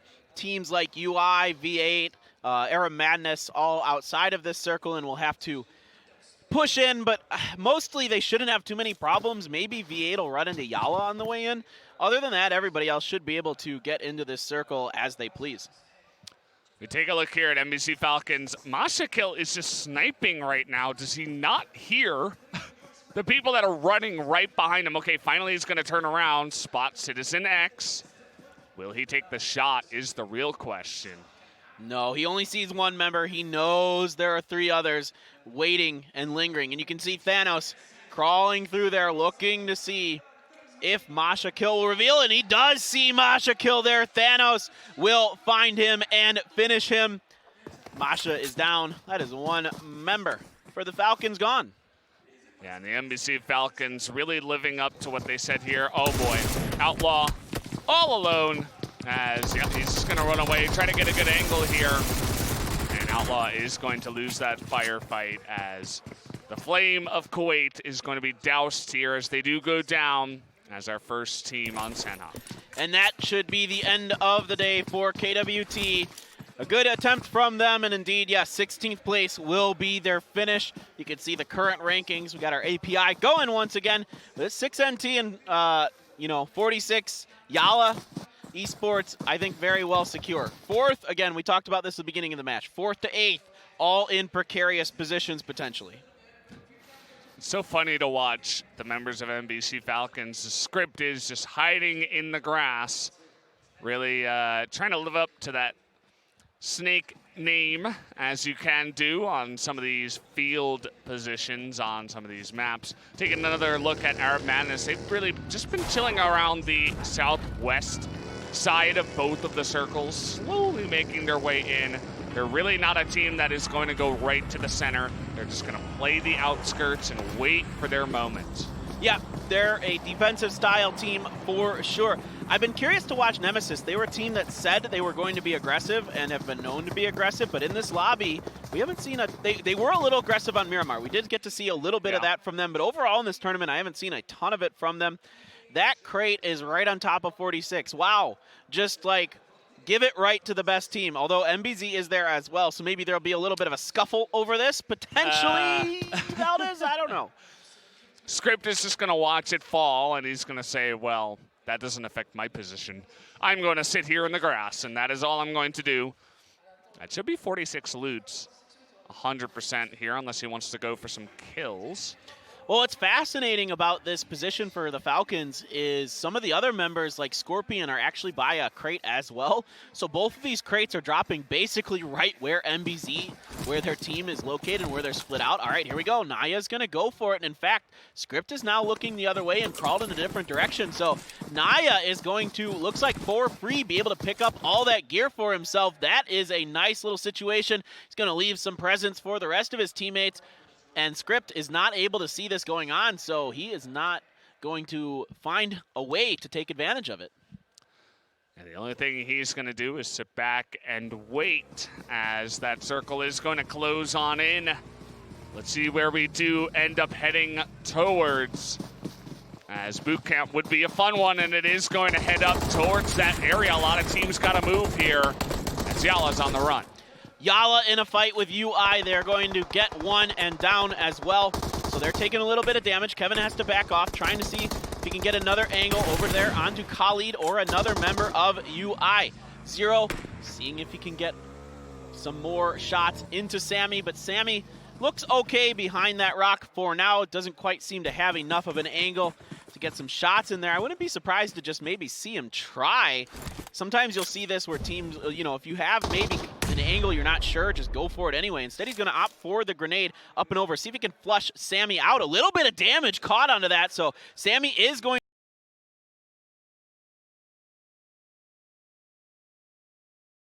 He was up there on the side. I didn't even see Marley. Great positioning.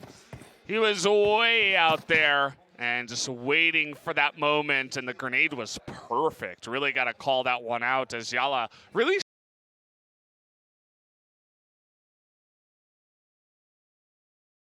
the other team here. So let's take a look if they can continue with their success, but UI is hiding around in the grass, trying to pick off some other members, but Yalla will be on the move. Again, UI, one of the other teams that qualified from the regionals here, and it looks like they are going to leave Sammy They don't really feel too comfortable about that right now. I don't think they're going to be able to get that revive. Maybe, who knows, maybe they'll kind of wrap around. Sometimes you'll see teams do cheeky stuff like that, where they'll feint like they're going to leave a situation, and then they'll swing back around and try to catch the other team off guard.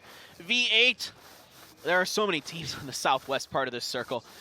Almost everybody except 6N and Vendetta are on the southwest part, and FP team is up on the north. Southeast. Or southeast, excuse me. Yeah. Thank you. Southeast. My dyslexia is kicking in. and not many teams over by boot camp because, well, why would you be over there? And oh boy, this is going to get real nasty real fast. Oh boy, nice little angle here. As Quiet with that M4 is going to lay down the fire, gets that first knock. Will they go aggressive, though, is the question. Up onto the high ground could be extremely dangerous. It looks like they'll just be happy with the knock and go from there. I wouldn't be surprised to see them try and get a grenade up. If you can find a safe angle to throw it from, you can probably get it up there. It's going to be really close. It is pretty far. It's hard to throw grenades uphill, of course. Doing some basic trigonometry, you know, you're cutting off the distance that grenade can travel. You can see there, that one not even close to far enough. You're going to have to move up a little bit to the base of that hill to get it up there, and they're not feeling it right now. That one didn't even get halfway there, it looked like. There's only like 2 or 3 windows and doors that you can really peek out of as well. So V8, I feel like they had it locked down. They were able to get the res. Now, I feel like they can honestly just stick around and hang out there, but might be on the move, as you noted earlier on, because so many teams are down here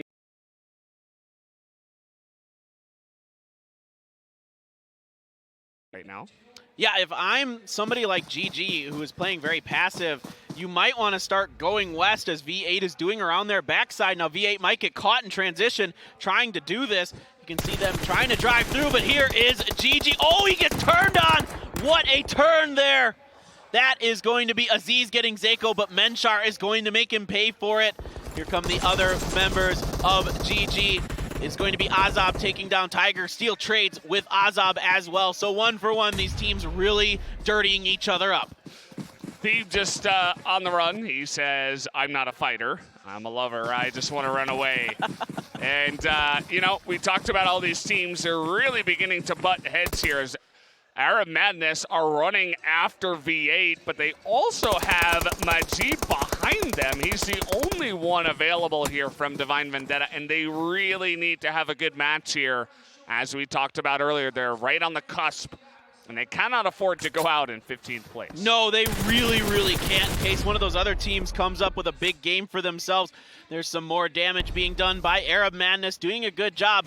And Divine, in the back end of everything, lost 3 members. So it's going to be up to Majid to be the hero, and he is not interested in doing that quite yet. It is not his time.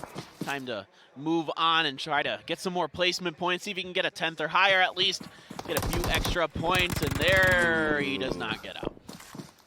The grenade was questionable. I feel like it gave a little bit of his position away, and also sprinting when there were so many people around him, but didn't have much choice as the circle was moving in, and that might be the nail in the coffin for Divine Vendetta, unfortunately, as now everybody's having to move. The circle moved all the way northwest, but then immediately cut back east, as now Nemesis and Arab Madness are butting heads. Yeah, Arab Madness has to push through either down onto Nemesis or swing right into SNP's compound, and neither is a great option. You want to try to just, you gotta pick one, or just try to pick up some kills in a battle with Yalla, who's coming up on your backside. Yalla trying to come down the hill is going to jump and go down. Yalla will be out in 14th place, but the story for today for Yalla was Miramar. They did really well, most likely have propelled themselves into those grand finals. They should be able to. They picked up a massive amount of points. I think it was 22 from that first round. So definitely should have enough to make it into the next day. As now we're going to have to look at the teams that are left over here. MBZ, the most passive team that we have here on this map, slowly making their way in towards the northeast. They made a big rotation all the way around, trying to find where the least amount of teams are. And it looks like they've been pretty successful in that venture. Well, this is passive versus passive, and 46 is going to take advantage of these teams' indecisiveness. Warrior is taking a bit of blue. Whoa, you got to cut in there, bro. You're taking a bunch. Okay, he is going to be able to get in successfully, but oh boy, it was not easy, and he's got Vendetta up on top of the hill to his west. Now 46 once again putting more damage into MBZ. Here comes a grenade up and over from Trump. See if he can get it on top of Scorpion. Medzel going to heal up. Should have just enough time to pull off that med kit. Script doesn't have any more health, so time to run and hope nobody shoots at you, which is not a good way to play PUBG Mobile. Well, that's been the name of the game for him, and well, he did get shot down. Yep, that was everybody, I believe, from the side of MBZ. So they do go down there in 12th place. Unfortunately for them, they are not going to make the next day. As Medzel here from FP, feel the pain. As a team, they have 0 kills, so not making anyone feel the pain except perhaps themselves. As, yep, the circle closing on in. And Nemesis looking for that angle now. Yeah, this is a team we should really focus in on here for a bit. They're on the bubble. They're the 9th place team. Only 5 points right now behind Divine. So if they can push through, get a few more kills, get a few more placement points, they could dispose Divine from that top spot. So V8 is going to be in the way, though. Tiger taking some shots. He is going to find a member. Steel gets taken down as well. Over to SMP versus MEA. MEA is up on top of the hill. Klabash shooting through the smoke, seeing if he can just get something lucky, but no, there's not. You're not gonna get the double ones today, there, buddy. Tiger as well with V8 is way out in the circle, taking a bunch of damage. It's gonna have to make a move now, as ME Assassins right in the middle of that circle can easily rotate up north. Let's see who's gonna get that one compound, as Tiger is gonna go down. We only got 8 teams left here on this small circle. Should point out Nemesis did go down, and if my math is correct, they are just outside. So for now, Divine is good. It looks like they just got enough points with that win on Miramar to get through. Arab Madness is gonna go down as well. So will they have enough points? It looked like they might be okay. We'll find out relatively shortly once we get another look at our leaderboard, but let's tune back into MEA. They've got the southern edge of the circle, and they've got 3 or 4 teams who might be interested in trying to come through, SNP being one of them. Syed spraying some shots in. He's already got 1 kill for himself. Thanos has 3, so this has been a pretty good round for a couple of these players. And now, ooh, good spray here from Syed. Is going to get Citizen. Great peek around that corner with the barrel. Well, you can see why we were hyping up that player. He knows what he's doing. He knows where to get that spray down. Check behind the tree, and he was exactly correct there. He's going to pick up another kill, 5 total. Actually, I guess he didn't pick up the kill just yet, but he got the knock. And still 5 kills total for MEA, who are finally heating up once again. Ooh, SMT is coming up the hill, though. Kaito is very ready for that. He's going to find 1. That is going to back Klabash off. So now MEA continues to control the top of the hill. Very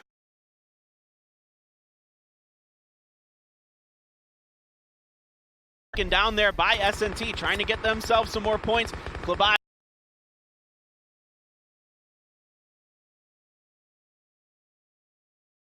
gonna peek around and get the knock for himself. Can he get another?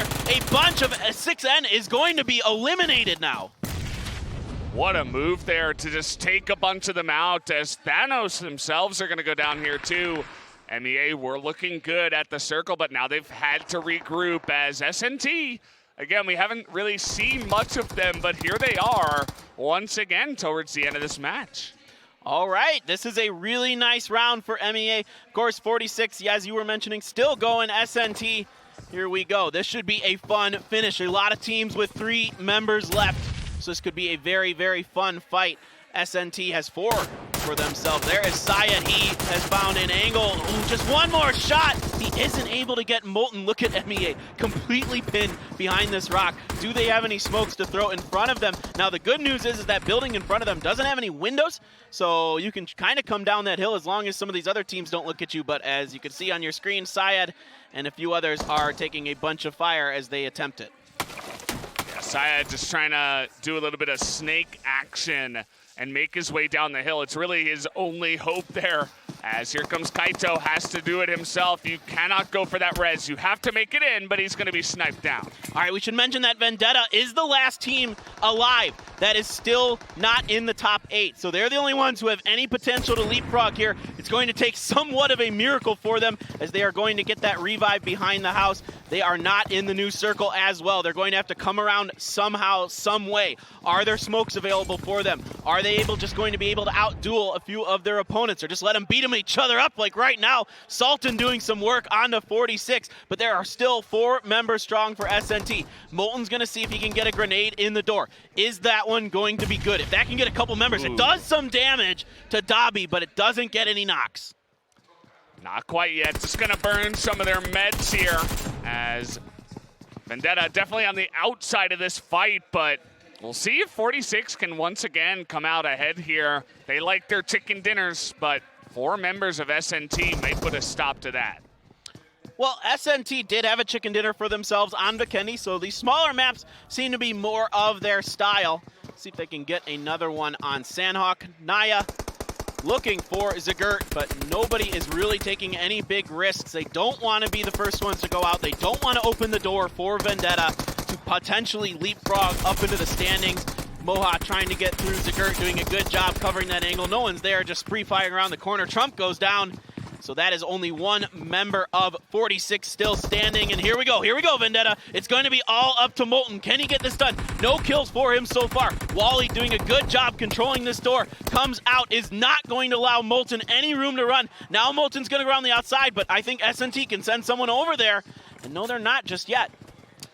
And Vendetta, they only have 4 kills. They would really love to play second here and get those extra 4 points. But here comes Molten thinking about taking the fight, but he's going up against so many, and he will be taken out. Yeah, and that will probably be the end of the day for Vendetta. Let's go over to Naya. Can he do any heroics? He gets one. Can he get another? No, it is going to be SNT taking the final game of the day.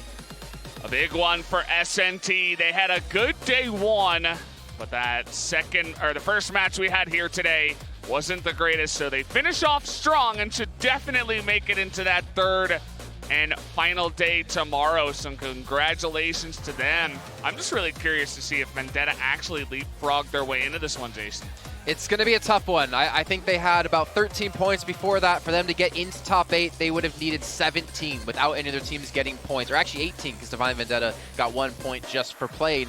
Which is another team I wanted to talk about. Divine Vendetta, you saw how pumped up, how riled, how confident they looked after that victory in the last map on Miramar. And you know what? They get themselves knocked out in 15th place, almost guaranteeing themselves of being knocked out of top 8 as well. That's so unfortunate, but we saw so many teams, and the Assassins, them as well, weren't necessarily safe. They were in 7th place at 31 points. They finished relatively well in this game, which I think has catapulted them into a solid top 8 position. But a lot of teams out there now are looking and waiting to see, are we going to qualify? You had 46 Loot able to survive against SNT at the end. Those 2 teams were already through as well. Yalla made it pretty far, so they were pretty clean. 6N as well, already had 48 points. So it's about like 4 or 5 positions that like are already 100% secured. It's about those last 3, and we might be able to see it Flashback I forgot we're going to flashbacks first. Debated. There's that awesome shot from Boss. One of the best sniper shots we have seen so far here in this World Cup. And that's what I want to see. I love to see those domes getting rocked with those M24s. Usually you're the one on the receiving end, right? Correct. Correct. Well, it's hard. It's not hard to see when you have a glare, bouncing off your head in game. Sorry, I mean that. In good fun. It is really hard to see my mobile phone sometimes. I mean, I think I feel in game. I'm like 7 feet tall. You're going to see me across the entire map. But obviously, like we saw a lot of good things out of all these teams. The close quarter combat, I think is going to be really interesting when we get into the final day of play between all of our 16 teams, 8 out of the MENA region, 8 out of the international group that we had. I don't know what's going to happen. I feel like the MENA teams have a good chance to pull off like a decent upset coming into the finals tomorrow. Like the surprise factor, the fact that they're relatively unknown to these international teams, it gives them an advantage. There are definitely 3 or 4 teams that I think could come in and upset for sure. I mean, there's no secret that the international teams seem to be a bit stronger overall, just based on what we've seen at this tournament even. But you look at guys like 46 Loot who have been able to dominate their lobbies.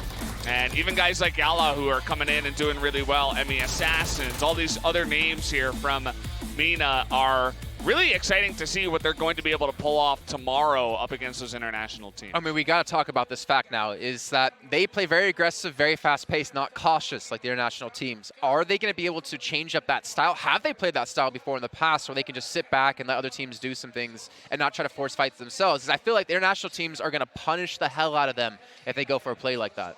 Yeah, I saw some really good map awareness for them, especially on Sanhok, knowing where players are most likely going to be pre-firing in the spots that they should be pre-firing into, trying to cover the angles that they should. But is that going to be enough? Are they going to be up to snuff? A lot of times I'm noticing that the rotations are late or sloppy.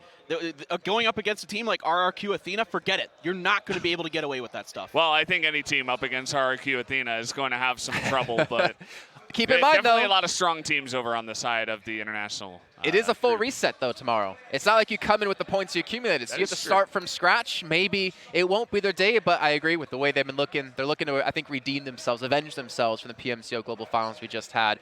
But obviously, time will tell, and we're obviously trying to calculate the everything perfectly to make sure we don't mess up the top 8 results in this one. But I'm excited. I'm really excited to see. I think it's a big opportunity for the MENA region in general. You look at any esport, when you have regions who are kind of underrepresented, not able to play out in these big international events, and then just like they get that first one under their belts, and they start to play better and better, then they rise up to be some of the best teams in the world. With 2020 and $5 million on the line next year, this is a big opportunity for any of these teams here today. I mean, sorry. If you win here today and you're one of these MENA teams, like say you're a 46 loot or a 6N, not only does that, give you a bunch of confidence, that's also going to have some of these other events like this looking at you to be an invite that you can then have the opportunity to go to, make some more money, get yourself even more notoriety. Yeah, it's all about getting the ball rolling, and it's really about representation as well, getting this kind of World Cup held in Saudi Arabia, one of the first events of this kind in the Kingdom of Saudi Arabia, and just getting here and seeing so many teams from this region, not just one. It's 16 from the entire region of MENA that come in here and get to show their stuff. Some of them better than others, but at least everybody got a shot. And that was really the coolest thing for me from this tournament. I mean, just imagine being one of those teams, picking up the trophy in front of your hometown crowd, in front of the audience as well. Like, that's got to be a memory you're not going to forget for your entire life.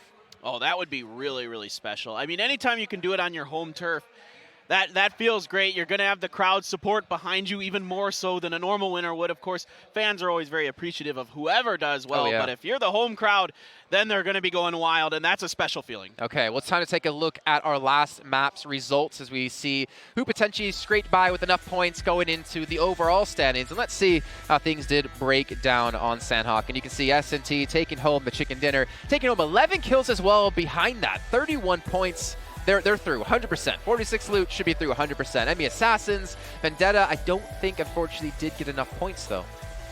Yeah, 14. It's rough. rough. Okay, no, we're going straight into it. I guess we're done waiting. There's our top 8 teams. Wait, what? They did it? Divine Vendetta, they made it! Wow. Just barely. There was a 6-point gap initially. I forgot about that between them and Nemesis, and I thought Nemesis placed better than that in the last game. Nemesis just came up short. Wow, that is heartbreaking for them. Yeah, Divine Vendetta. We talked about this before with only 4 maps before the final day. All it really takes is one big one, and you can make your way in. And Divine Vendetta did only have one big map, and the other 3 were not so good. But they still make it in, and Vendetta themselves, not Divine Vendetta, did not make it in. So overall standings from the, I guess this is Group the other B. group, yeah. Okay. So just kind of recapping this one, see who made it through from Group B. Then we'll be taking a look at who are all playing in the matches tomorrow. We got Go Skill in there, EGC, KO Black. I'm actually excited to see them do well in this tournament. They really underperformed, I'd say, in the Global Finals. It's nice to see them start to step up. Go Skill as well. They unfortunately did make it through into the Global Finals. They got stopped at the prelims, Red Candidates as well. There's so many teams looking for that redemption story here, and these are our 16 teams playing tomorrow. This is a really fun lobby. A lot of good teams from the international side that we've seen in big events. Some teams that got through that we necessarily haven't seen do well, so that's really exciting to see some of these up-and-coming teams, get a chance to perform on a stage like this. And of course, all these MENA teams, That I cannot wait for. That is going to be really special. Well, you know what? We don't have to wait too much longer. We'll be back tomorrow as well to cover all those matches. It's going to be 5 in total. But in the meantime, before we do end off the show, we got to go hear from the winning team. Ladies and gentlemen, right now here with the leading team of Group A with the MENA region happening here at the PUBG Mobile Star Challenge World Cup 2019. And now we are with the leading team, 46 loot. So you made it, you're leading. What is your expectations for the finals? First of all, I'm so proud of my team and I would like to thank them. And about the finals, I'm positive. What can I say? Keeping it positive. والآن للعضو الثاني with the second member. ما هي توقعاتك للنهائيات؟ إن شاء الله خير وإن شاء الله توب 3 إن شاء الله. All right, now with the attitude great, hoping for the top 3 happening here. Of course, with the big man himself, توقعاتك للنهائيات. الحمد لله إن شاء الله نجيب مركز أحسن ونعمل أداء أحسن. All right, expecting better performance, hopefully with a better position tomorrow in the finals. Your expectations for the finals, توقعاتك للنهائيات. We proved that we have a good team. Tomorrow is only 5 games, so everything can happen. Let's hope for the best. Let's hope for the best. Ladies and gentlemen, leading with Group A, 46 loot. يا أهل الرياض عطونا صوت. The excitement, the thrill is really happening here, ladies and gentlemen, for the PUBG Mobile Star Challenge World Cup 2019 happening here in Riyadh. Second day is done, and as right now we have 16 teams qualified for the finals. Now, pretty much this is the end for day 2 here in Riyadh, and we'll be seeing you with the finals of the PUBG Mobile Star Challenge World Cup 2019 Riyadh. Let's see you in day 3. Stay tuned for tomorrow.